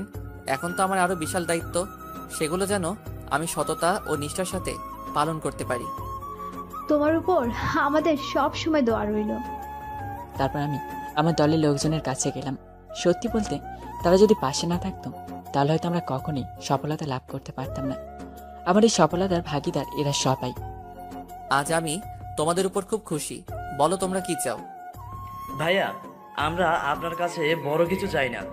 আমরা শুধু চাই আপনি আশাদ স্যারের মতো সততা আর নিষ্ঠাভাবে আপনি আমাদের কাজ চালিয়ে যান। এটাই হবে আমাদের কাছে সব থেকে বড় পাওয়া। ইনশাল্লাহ চেষ্টা চালিয়ে যাব অবশ্যই। আস্তে আস্তে আমার দিন কাটতে লাগলো। এতদিন আমি অনেক এগিয়ে গেছি আমার পথে। আমি আশাদ আঙ্কেলের মতো পারছি কিনা জানি না, তবে আমি সর্বদা চেষ্টা করেছি আমার ভালোটা দেওয়ার, সর্বদা সবাইকে ভালো রাখার।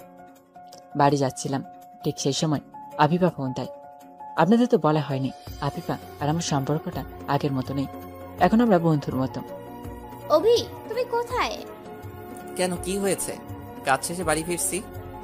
ও, তুমি একটু নদীর তীরে দেখা করতে পারবে? এখন? হ্যাঁ এখন। আচ্ছা ঠিক আছে, তুমি কিছুক্ষণ অপেক্ষা করো, আমি এখনই চলে আসছি।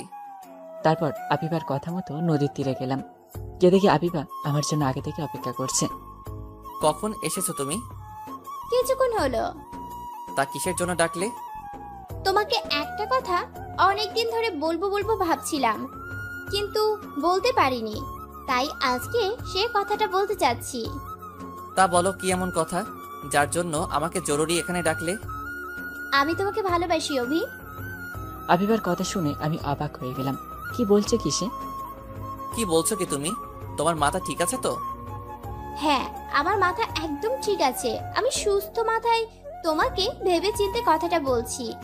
এই কথাটা তোমাকে জানানোর অনেক চেষ্টা করেছি, কিন্তু তুমি বুঝতে পারোনি, যার জন্য আমি তোমাকে কথাটা বললাম। প্লিজ তুমি না করো না, আমি চাই সারা জীবন তোমার কাছে পেতে। দেখো আফিফা, এটা কখনোই সম্ভব নয়। কেন? আমি কি দেখতে শুনতে খারাপ, নাকি আমাদের প্রথম দেখা হওয়ার ঘটনাটার জন্য তুমি আমাকে মেনে নিতে পারছো না? আমার সাথে ঘটে যাওয়া প্রথম ঘটনাটা তো আমি কবেই ভুলে গেছি, আর সেটা আমি আর মনে করতে চাই না। তুমি তো আমার চাচাতো বোন আয়েশাকে চেনো, তাই না? হ্যাঁ, তাকে তো আমি চিনি। তাহলে শুনে নাও, তুমি তো আমাকে কয়েকদিন আগে থেকে ভালোবাসো। আয়েশা আমাকে সেই ছোটবেলা থেকে ভালোবাসে, আর সে শুধু আমাকে ভালোবাসে সেটা বললে ভুল হবে, কেননা আমিও তাকে ভালোবাসি, অনেক বেশি ভালোবাসি তাকে আমি, আর আমি তাকে ঠকাতে চাই না। আশা করি তুমি আমার কথাটা বুঝতে পেরেছো। এখন সিদ্ধান্ত তোমার, তুমি চাইলে আমাদের বন্ধুত্বটা এখানে সমাপ্ত করতে পারো, আমি না করব না। আবিবা কিছু না বলে রাগ দেখিয়ে চলে গেল। জানি না সে কি করবে বাড়িতে গিয়ে, কোনো কিছু উল্টোপাল্টা না করলেই ভালো। তারপর আমিও বাড়ি চলে গেলাম। মনটা খারাপ, আর মন খারাপের কারণ হলো আবিবা। বাসে গিয়ে দেখি আবু আম্মু কি নিয়ে যেন আলোচনা করছে। যাক বাবা, চলে এসেছিস তাহলে? হ্যাঁ, কেন? কিছু বলবে কি? হ্যাঁ, আমি আর তোর বাবা মিলে একটা সিদ্ধান্ত নিয়েছি। নিজের পায়ে দাঁড়িয়ে পড়েছিস, তাই ভাবছি তোর বিয়েটা দিয়ে দিই। কিন্তু মা, এখন কেন এসব? এখন না তো কখন, বুড়ো হয়ে গিয়ে করবি?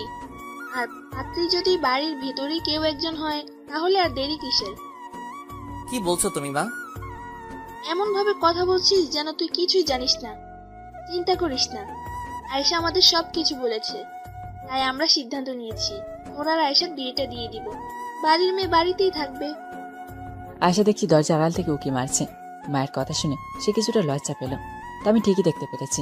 তাই তাকে রাগানোর জন্য তার দিকে তাকিয়ে মাকে পড়লাম, মা, আমি এখন বিয়েটিয়ে করতে পারবো না, আর আয়েশাকে তো আরো না। এবার আয়শা আমার কথাটি শুনে ভীষণ রেগে গেল। সে দরজার আড়াল থেকে বেরিয়ে এসে আমার হাত ধরে আমাকে টানতে টানতে ঘরে নিয়ে দরজা বন্ধ করে দিল। এদিকে আব্বু আম্মু মিটিমিটি হাসছে। এই কি করছিস? ছাড় আমাকে। যেমন আছিস তেমন হয়ে শুয়ে থাকবি, একদম নড়াচড়া করবি না, করলে চেলা কাঠ দিয়ে মাথা ফাটিয়ে দিব। কি বলে তুই বড় আমাকে আমাকে বিয়ে করবি না? আমাকে রিজেক্ট করার সাহস কিভাবে হয় তোর? এত কষ্ট করে বড় আব্বু বড় আম্মুকে ম্যানেজ করলাম, আর তুই বলছিস বিয়ে করবি না? তুই করবি না, তোর ঘাড় করবে। আরে তোকে তো বিয়ে আমিই করব। তাহলে বড় আম্মুকে কেন বললি তুই আমাকে বিয়ে করতে পারবি না? আরে আমি তো তোকে রাগানোর জন্য বলেছিলাম, আমি দেখতে চেয়েছিলাম তোকে রাগান্বিত অবস্থায় কেমন দেখায়। আমাকে রাগাতে তোর খুব ভালো লাগে তাই না? খুব ভালো লাগে। আবার সরি, আর বলবো না। তাহলে বাবা মাকে আমাদের বিয়ের দিন ঠিক করতে বলি, কি বলিস? আমার তোর তর্স হয়েছে না। কবে যে তোর এই ঘর আসতে পারবো? যখন এই ঘরটা আমার নিজের হবে, আমি সবকিছু নিজের হাতে গুছিয়ে রাখবো। রাতে আমি তোর বুকে মাথা দিয়ে ঘুমাবো। বাবা মহারানী, আপনি তা তো একটু একটু ভাবতে হবে, দেখতে হবে না মহারাজের বউ হতে যাচ্ছে বলে কথা। কেটে গেল ৩-৪ দিন। আবিবার সাথে কোনো কথা হচ্ছে না। আমার ফোনে অনেকবার ট্রাই করেছি, কিন্তু যতবারই ফোন দিয়েছি ততবারই বলছে নাম্বারটিতে এই মুহূর্তে সংযুক্ত সম্ভব হচ্ছে না। এতদিন হয়ে গেল, তবুও তার ঠিকানাটা জানি না। আমাদের যতবারই দেখা হয় আঙ্কেলের বাড়ি থেকেই। ভাবলাম আজকে আঙ্কেলের থেকে ঠিকানাটা নিয়ে আবিবার সাথে দেখা করে আসবো। বিকেলে আমার অফিস থেকে বাড়ি যাব, সেই সময় দেখি তানিশার ফোন। তানিশার সাথে বেশ কয়েকদিন যোগাযোগ হয় না।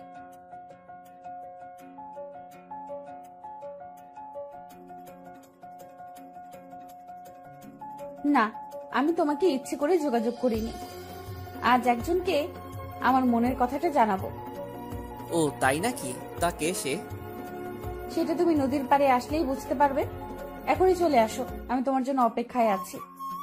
আচ্ছা ঠিক আছে, 5 মিনিট অপেক্ষা করো, 10 মিনিটের ভিতরে আসতেছি। এদিকে তানিশা দাঁড়িয়ে আছে। এই যে ম্যাডাম, চলে এসেছি। তো আর কাউকে তো দেখতে পাচ্ছি না। কেন, আর কে থাকবে এখানে? না, তুমি যে বলেছিলে কাউকে তোমার মনের কথা জানাতে চাও, তাই বললাম সে আসেনি। আরে বোকা, আমার মনের কথাটা তো তোমাকেই বলতে চাই। কি? আমাকে? হ্যাঁ, তোমাকেই বলার জন্য আমি এখানে এসেছি। তোমাকে অনেকদিন ধরে বলবো বলবো ভাবছি, কিন্তু বলার সাহস পাইনি। তাই আজ তোমাকে আমি আমার মনের কথাটা বলতে চাই। আমি তোমাকে ভালোবাসি। না, এবার মাথা ঘোরাচ্ছে মনে হচ্ছে। এবার সত্যি পড়ে যাব। সেদিন আফিফা, আজকে আবার তানিশা। হে আল্লাহ, তুমি কাদের পারলে আমাকে পেরলে। কি হলো তোমার? তুমি ঠিক আছো তো? হ্যাঁ, ঠিক আছে আমি। আচ্ছা, তুমি আর আফিফা মিলে কি শুরু করেছো বলো তো? আফিফা আপুর আবার তোমার সাথে কি করলো? আফিফা ও কয়েকদিন আগে এসেছিল, এসে বলল সে নাকি আমাকে ভালোবাসে। কি বলছো তুমি এসব? আফিফা আপু এসেছিল তোমাকে প্রপোজ করতে, পরে তুমি কি বললে? দেখো তানিশা, তুমি আর আফিফা সব সময় আমার বন্ধু ছিলে, বন্ধুই থাকবে। আরে এটা তো তুমি জানতে যে আয়েশা আমাকে পছন্দ করে। সেটা তো জানতাম। কখনো এটা জানার চেষ্টা করেছো আমি তাকে ভালোবাসি কি ভালোবাসি না? একটা কথা শোনো, আমার আর আয়েশার বিয়ে ঠিক হয়ে গেছে। কি বলছো কি তুমি? হ্যাঁ তানিশা, আমি যা বলছি ঠিকই বলছি। আগামী শুক্রবার আমার আর আয়েশার বিয়ে। তোমার আর আয়েশার বিয়ে? সে কথাটা আগে বলতে পারোনি, তাহলে হয়তো আর এতটা কষ্ট পেতাম না। আচ্ছা যাই হোক, বাদ দাও। শুভকামনা রইল তোমাদের নতুন জীবনের শুরু করার জন্য। হয়তো তোমাকে নিজের করে পাবো না, কিন্তু বন্ধু হিসেবে তোমার পাশে থাকবো। এটাই তো আবার কম কিসের। চিন্তা করো না, আমি ঠিক সময় তোমাদের বিয়েতে হাজির হব। আসি তাহলে। তানিশা, তুমি যদি আমার কথায় কষ্ট পেয়ে থাকো তাহলে প্লিজ আমাকে ক্ষমা করে দাও। আমার এখন কিছু করার নেই। হায় রে পাগল, এতে আবার ক্ষমা চাওয়ার কি আছে? আর আমরা তো বন্ধু নাকি? বন্ধুত্বের মধ্যে কোনো ধন্যবাদ সরি এসব চলে না। হয়তো তোমার কথায় কিছুটা কষ্ট পেয়েছি, কিন্তু আমি মানিয়ে নিতে পারবো। আর আমি আয়েশার চোখে তোমার প্রতি যে ভালোবাসা দেখেছি তা হয়তো আমি তোমাকে দিতে পারবো না। তোমার জন্য হয়তো বা আয়েশাই উপযুক্ত। সেদিন আফিফা, আজ আবার তানিশা। আমার সাথে কেন এসব হচ্ছে? তানিশা মুখে যতই বলুক, আমি বুঝতে পেরেছি সে কতটা কষ্ট পেয়েছে। বাসায় ফিরে আনমনে বারান্দায় বসে বাইরের আকাশটা দেখছিলাম। কি হয়েছে, তোর মন খারাপ? পাশে তাকিয়ে দেখি আয়েশা আমার পাশে বসে প্রশ্নটি করলো। না, এমনি মন খারাপ হতে যাবে কেন? তোর মুখটা দেখে সেটা বোঝা যাচ্ছে যে তুই নিশ্চয়ই কিছু একটা নিয়ে মন খারাপ করে বসে আছিস। প্রথমে মনে করলাম তানিশাও আফিফার কথাটা আয়েশাকে বলে দেব, কিন্তু পরে ভাবলাম না থাক, কথাগুলো শুনে হয়তো আয়েশাও অনেক কষ্ট পাবে। তাই সে না হয় সে কথাগুলো আমার মাঝেই থাক। পরের দিন একটি কাজের জন্য আমার দলের লোকজন সহ এক জায়গায় যাচ্ছিলাম। রাস্তার মাঝে দেখি একটি ছেলে তার কয়েকটি বন্ধু মিলে একটি রিক্সা চালকের সাথে কি যেন নিয়ে তর্কাতর্কি করছে। রিক্সা চালক মাথা নিচু করে চোখের পানি ফেলছে। জুয়েল, গাড়িটা থামাও। কেন ভাইয়া, কোনো সমস্যা হয়েছে? হ্যাঁ, ছোটখাটো কোনো সমস্যা হয়েছে মনে হচ্ছে, তবে আমার নেই। বাইরে দেখতে পারছো? তারপর আমার ইশারায় জুয়েল বাইরের দৃশ্যটা লক্ষ্য করলো। তারপর সে গাড়িটা থামালো। শাহিন, গিয়ে দেখো তো কি হয়েছে। জি ভাইয়া, আমি এক্ষুনি যাচ্ছি। তারপর শাহিন গাড়ি থেকে বের হয়ে ঘটনাস্থলে গেল। কি ভাই এখানে? এখানে কি যা হবার হচ্ছে? তুই এখানে আসার কি?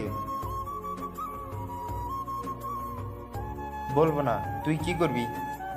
তারপর ছেলেটির বন্ধুরা মিলে আস্তে আস্তে শাহিনের দিকে এগিয়ে আসছিল। দেখুন ভাই, এটা কিন্তু অন্যায়। আপনারা এতজন হয়ে একটা বাবার বয়সী লোককে এভাবে রাস্তার মাঝে খারাপভাবে গালিগালাজ করছেন। চাচা, এটা কিভাবে হলো? আমি জানি না বাজান, আমি রিক্সা নিয়ে ওইখানে খাড়াই আসছিলাম। সেই সময় এই মামারা আমার রিক্সার লগে ধাক্কা লাগাই দেয়। দেখছেন বাবা আমার রিক্সার কি অবস্থা হয়েছে? আমি গরিব মানুষ, আমার এই রিক্সা খান ছাড়া আমার পরিবারের খাওন জোগাইব কিভাবে? এটা কিন্তু আপনারা ভীষণ অন্যায় করেছেন। কি করছি আর না করছি সেটা তোর কাছে থেকে শিখবো নাকি? বেশি নায়ক হতে আসিস না। দেখুন, আমার নায়ক হওয়ার কোনো ইচ্ছা নেই। আপনি ওনারা যে ক্ষতিটা করেছেন তার ক্ষতিপূরণ দিন এবং তার কাছে ক্ষমা চান। দিলি তো আমার মাথাটা গরম করে। দাঁড়া 1 মিনিট, তোকে হাসপাতালে পাঠাইতে হবে মনে হচ্ছে। কাকে হাসপাতালে পাঠাবেন আপনারা? স্যার, আপনি কে? হ্যাঁ আমি। এতক্ষণ কাকে হাসপাতালে পাঠানোর কথা বলছিলেন আপনারা জানেন? আপনাদের আসল জায়গায় পাঠানোর ব্যবস্থা করছি। কোথায় স্যার?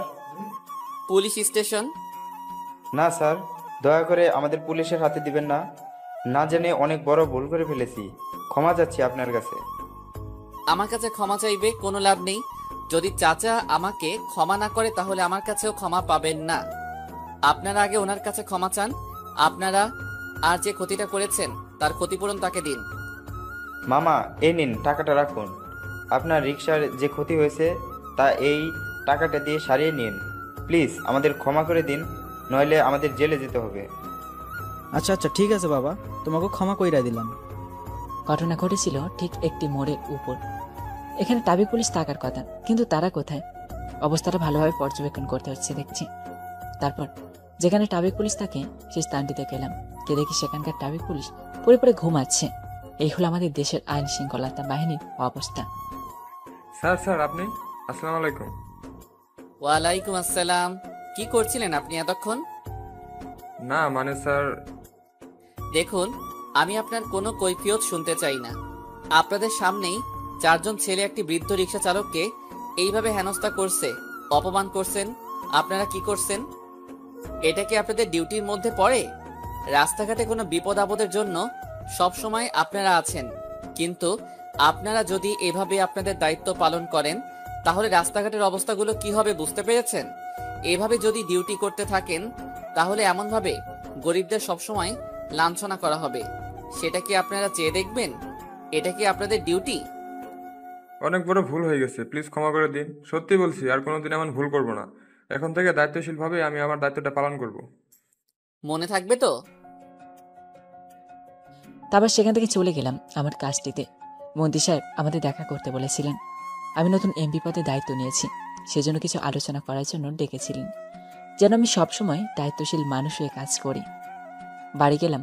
বাড়ি গিয়ে অবাক না হয়ে পারলাম না। আফিফা আবার কখন এলো? আফিফা, আয়েশা ও মা মিলে গল্প করছে আর হাসাহাসি করছে। আফিফাকে দেখে মনে হচ্ছে না যে সে কষ্টে আছে। আফিফা, তুমি এখানে? হ্যাঁ, তুমি কখন এলে? আমি তো অনেকক্ষণ আগেই এসেছি। এসেই শুনলাম তুমি নাকি কোনো একটা কাজে বাইরে গিয়েছো, তাই তোমার জন্য অপেক্ষা করতেছিলাম। যাক, ভালোই হয়েছে। তবে এই কয়দিন তোমাকে ফোন দিলাম, তোমার ফোন বন্ধ ছিল কেন? আসলে মনটা ভীষণ খারাপ ছিল, যার জন্য ফোনটা অফ করে রেখেছিলাম। মনটা নিশ্চয়ই আমার জন্যই খারাপ ছিল, তাই না? আমি আমার ভুলটা অনুভব করতে পেরেছি। সেদিন তোমার সাথে যেভাবে আচরণ করেছিলাম তার জন্য অনেক দুঃখিত। তোমার সাথে অমন রাগ দেখিয়ে চলে যাবার পর আমারও ভীষণ কষ্ট লেগেছিল। সরি অভি, আমি না হয় সারা জীবন তোমার বন্ধু হয়ে থাকবো। দোয়া করি তুমি আয়েশাকে নিয়ে সুখে থাকো। ধন্যবাদ, তুমি তোমার ভুলটা বুঝতে পেরেছো, এজন্য আমি অনেক খুশি। আমাদের বিয়ের ব্যাপারে আয়েশা নিশ্চয়ই তোমাকে কিছু বলেছে? বলেছি, চিন্তা করো না, আমি বিয়ের দিন ঠিক সময়ে উপস্থিত থাকবো। তা বললে হবে না। তানিশা ও তোমাকে বিয়ের আগের দিন এখানে উপস্থিত থাকতে হবে। তোমরা না থাকলে আমার বউটাকে সাজাবে কে? আচ্ছা ঠিক আছে, আমরা বিয়ের আগের দিনই উপস্থিত থাকবো। এবার খুশি? আস্তে আস্তে ঘনিয়ে এলো বিয়ের দিন। আজ আমার আর আয়েশার বিয়ে। তানিশা ও আবিপা, রনি, নূপুর সবাই কালকেই চলে এসেছে। আঙ্কেল আন্টি আজকে আসবে। চারিদিকে শুধু আনন্দিত মুখরিত পরিবেশ, কিন্তু সেটা যেন বেশিক্ষণ রইল না। আয়েশাকে নাকি খুঁজে পাওয়া যাচ্ছে না। কোথায় গেল সে? কি বলছো কি তুমি মা? আয়েশা কোথায় গেল? কাউকে কিছু না বলে, তাও আবার এমন সময়ে? আমি জানি না, পুরো বাড়িটা তন্ন তন্ন করে খুঁজে দেখলাম, কোথাও পেলাম না। আবার কেউ কিছু বলতেও পারছে না। যেখান থেকে পারিস আমার মেয়েটাকে খুঁজে এনে দে। মা, তুমি শান্ত হও, কান্নাকাটি করো না, আমি দেখছি। আর কিছুক্ষণ পরই আমার ফোনটা বেজে উঠলো। একটা অচেনা নাম্বার। ফোনটা রিসিভ করলাম। কি রে, কেমন লাগছে হবু বউকে? খুঁজে পাচ্ছিস না তাই না? আরফিন, তুই? যা বাবা, অচেনা নাম্বার থেকে ফোন দিলাম তাও চিনে ফেললি। যাক, ভালোই হয়েছে। আর শোন, তোর হবু বউকে খোঁজাখুঁজি করার দরকার নেই, সে আমার কাছেই আছে, সযত্নে আছে। আরফিন, তুই যদি আয়েশার কোনো ক্ষতি করেছিস তো আমার থেকে খারাপ কেউ হবে না বলে দিলাম। আরে ছি ছি, কি বলছিস তুই? আমি আমার হবু ভাবিকে কিছু করতে পারি? তার কোনো ক্ষতিই আমি করিনি, আর করবও না। শুধু তোকে একটু কাজ করতে হবে, যার জন্য তোকে এখানে আসতে হবে। কি কাজ বল? সেটা নয় এখানে আসলেই জানতে পারবি। আগে তো আয়, তারপর। আর বেশি চালাকি করিস না। পুলিশ কিংবা বডিগার্ড নিয়ে আসার ভুল কখনো করিস না, তাহলে তোর হবু বউ সারা জীবনের জন্য তোর থেকে আলাদা হয়ে যাবে। না না, এটা একদমই করবি না। আমি কাউকে নিয়ে যাব না, আমি একাই এসেছি। কোথায় আসতে হবে বল, আমি এক্ষুনি যাচ্ছি। এই তো গুড বয়, এই ঠিকানায় চলে আয়, আমি তোর অপেক্ষায় থাকলাম। তারপর আরফিনের ফোনটা কেটে দিল। কি রে, কি হলো? কে ফোন করেছিল? মা তোমরা থাকো, আমি এক্ষুনি আসছি। কিরে তুই কোথায় যাচ্ছিস বাবা? বাবা আমি আসছি, এক জায়গায় যাচ্ছি। না, তোমাদের যাবার দরকার নেই, তোমরা এখানেই থাকো, আর প্রয়োজন হলে আমি ডেকে নিব। তারপর চলে গেলাম আরফিনের দেওয়া ঠিকানায়। গিয়ে দেখি একটি পরিত্যক্ত বিল্ডিং, যেখানে কেউ থাকে না। পুরো বিল্ডিংটা অন্ধকারে চেয়ে আছে। সেই সময় কিছু ছেলেকে দেখতে পেলাম, তারা আমার কাছে এলো এবং ভালোভাবে চেক করে দেখলো কোনো অস্ত্র নিয়ে এসেছে কিনা। তারপর আরফিনের কাছে নিয়ে গেল। ওয়েলকাম মিস্টার অভি, আপনাকে আমার এলাকায় স্বাগতম। আরফিনের কথায় কান্না দিয়ে পাশে তাকিয়ে দেখি সে আয়েশাকে দড়িতে বাঁধা মুখটা একটি কাপড় দিয়ে আটকানো আছে। আমি দেখে সেই আয়েশার কাছে ছুটতে যাব। না না, একদমই নয়। এখন কাছে আসার চেষ্টা করিস না, আগে কাজ, তারপরে তাকে নিয়ে যাবি।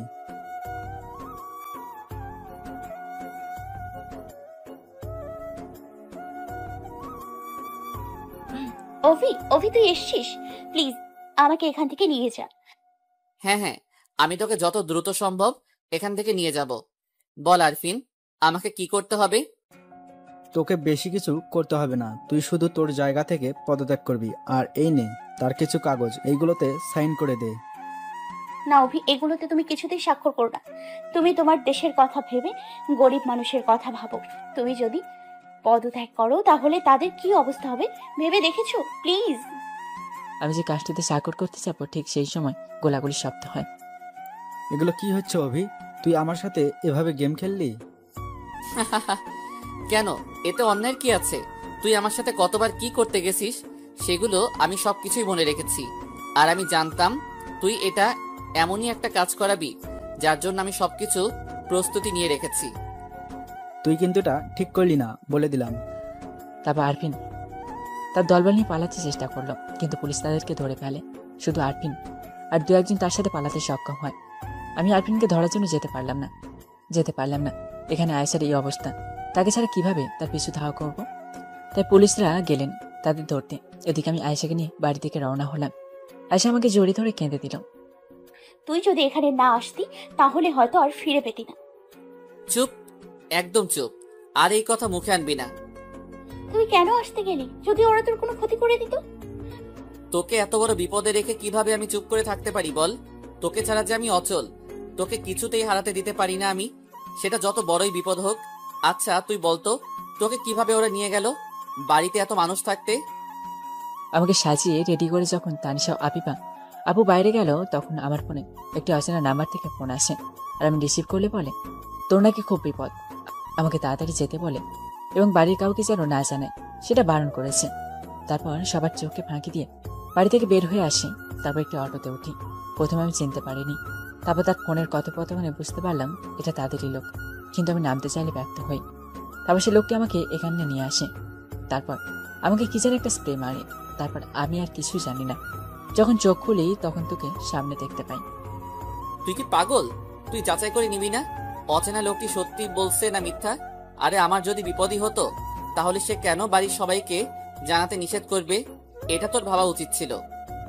আমি সেই পরিস্থিতিতে ছিলাম না। আমার শুধু একটা কথাই মাথায় ঘুরছিল, তোকে কিভাবে বিপদ থেকে রক্ষা করা যায়। কিন্তু আমি তো আর এত কিছু জানতাম না। আমাকে ক্ষমা করে দে, আমার জন্য তোকে এত কিছু ছুটোছুটি করা লাগলো, তাও আবার আজকের এই দিনে। আচ্ছা যা হবার হয়েছে সেটা নিয়ে আর চিন্তা বাড়িয়ে লাভ নেই, বাড়ি চল। তারপর অনেক ঝুট ঝামেলা শেষে আমাদের বিয়েটা হয়ে যায়। রাত্রের দিকে জানতে পারি পুলিশ নাকি আরফিন ও বাকি দুজনকে ধরতে সক্ষম হয়েছে। যাক, ভালোই হলো। 5 বছর পর এখন আমি এমপি থেকে স্বরাষ্ট্রমন্ত্রী হয়েছি। শুধুমাত্র নিজের দায়িত্বশীলভাবে কাজ করা ও সকল মানুষের ভালোবাসার মাধ্যমে মন্ত্রী হবার পর দেশের চিত্রটা অনেকটাই পাল্টে দিয়েছে, যেটা আমার ছোট থেকে স্বপ্ন ছিল। আমি সবসময় চেয়েছিলাম আমাদের মতো গরিবদের যেন আর অনাহারে না মরতে হয়, গরিব, বেকার, শিক্ষিত যুবকদের চাকরির পিছনে বেশি ছোটাছুটি না করতে হয়। বাবাই, বাবাই, তুমি কোথায়? আমরা তোমার জন্য কখন থেকে অপেক্ষা করছি, আর তুমি আসছো না। মামুনি, আমি একটু কাজে আটকে গেছি, প্লিজ তোমরা তোমার দাদু দাদি ও আম্মুর সাথে খেলা করো, আমি ঠিক চলে আসবো মা। তারপর মেয়েটা ফোনটা রেখে দিল। আপনাদের তো বলা হয়নি আমরা রায়সার সন্তান হলো স্নিগ্ধ ও স্নিগ্ধা। আমাদের জন্ম সন্তান হয়েছে, তা স্নিগ্ধা বায়না ধরেছে তাদের জন্য চিপস চকলেট নিয়ে যেতে। নিয়ে গেলাম, কলিং বেল বাজানোর সাথে সাথে দরজা খুলে দিল। বাব্বা, এত ফাস্ট কলিং বেল! বাজাতে না বাজাতে দরজা খুলে দিলে। তোমার ছেলে মেয়ে তো তুমি আসছো শুনে দরজার কাছে বসেছিল, কিছুতেই সেখান থেকে সরাতে পারছিলাম না, আর তাই এত তাড়াতাড়ি দরজা খুলে দিল। বাবাই, বাবাই, জানো তুমি না চলে যাওয়ার পর আম্মু খালি বকা দেয় আমায়। আমি খুব পচা। ওরে দুষ্টু, এখন বাবার কাছে বিচার দেওয়া হচ্ছে তবে রে। তারপর আয়েশা তাদের তেড়ে আসলে দৌড়ে এসে আমার বুকের ভিতর দুজনে লুকিয়ে পড়ে। আচ্ছা আচ্ছা হয়েছে, কাজে থেকে এসেছি, খুব ক্লান্ত লাগছে, খেতে দাও, খেয়ে বিশ্রাম নিব। আচ্ছা বসো, আমি খেতে যাচ্ছি। স্নিগ্ধা, তোমার বাবা ক্লান্ত, এখন তাকে বিশ্রাম নিতে দাও। তোমরা দাদি দাদুর সাথে গিয়ে খেলা করো। আচ্ছা আম্মু। এই দেখো তোমাদের জন্য কি নিয়ে এসেছি। ওয়াও, চকলেট, চিপস, ধন্যবাদ বাবাই। তারপর দুজন দুই গালে চুমু দিয়ে চলে গেল দাদু দিদার কাছে। খেয়ে বিশ্রাম নিচ্ছিলাম, ঠিক সে সময় প্রধানমন্ত্রীর ফোন। আসসালামু আলাইকুম স্যার। ওয়ালাইকুম আসসালাম। মিস্টার রবি, আপনার কাজটা অসাধারণ হয়েছে, অনেক ভালো একটা কাজ করেছেন। আপনার মতো কাউকে দলে পেয়ে ধন্য হয়ে গেছি। আশা করি সবসময় আপনার কাজটা দায়িত্বশীলভাবে করবেন। জি স্যার, অনেক ধন্যবাদ, এটা আমার কর্তব্য, আর আমি আমার কর্তব্য থেকে কখনো বিমুখ হব না। আর দোয়া করবেন স্যার, আমি যেন সবসময় আপনার মতো দেশের সেবা করতে পারি।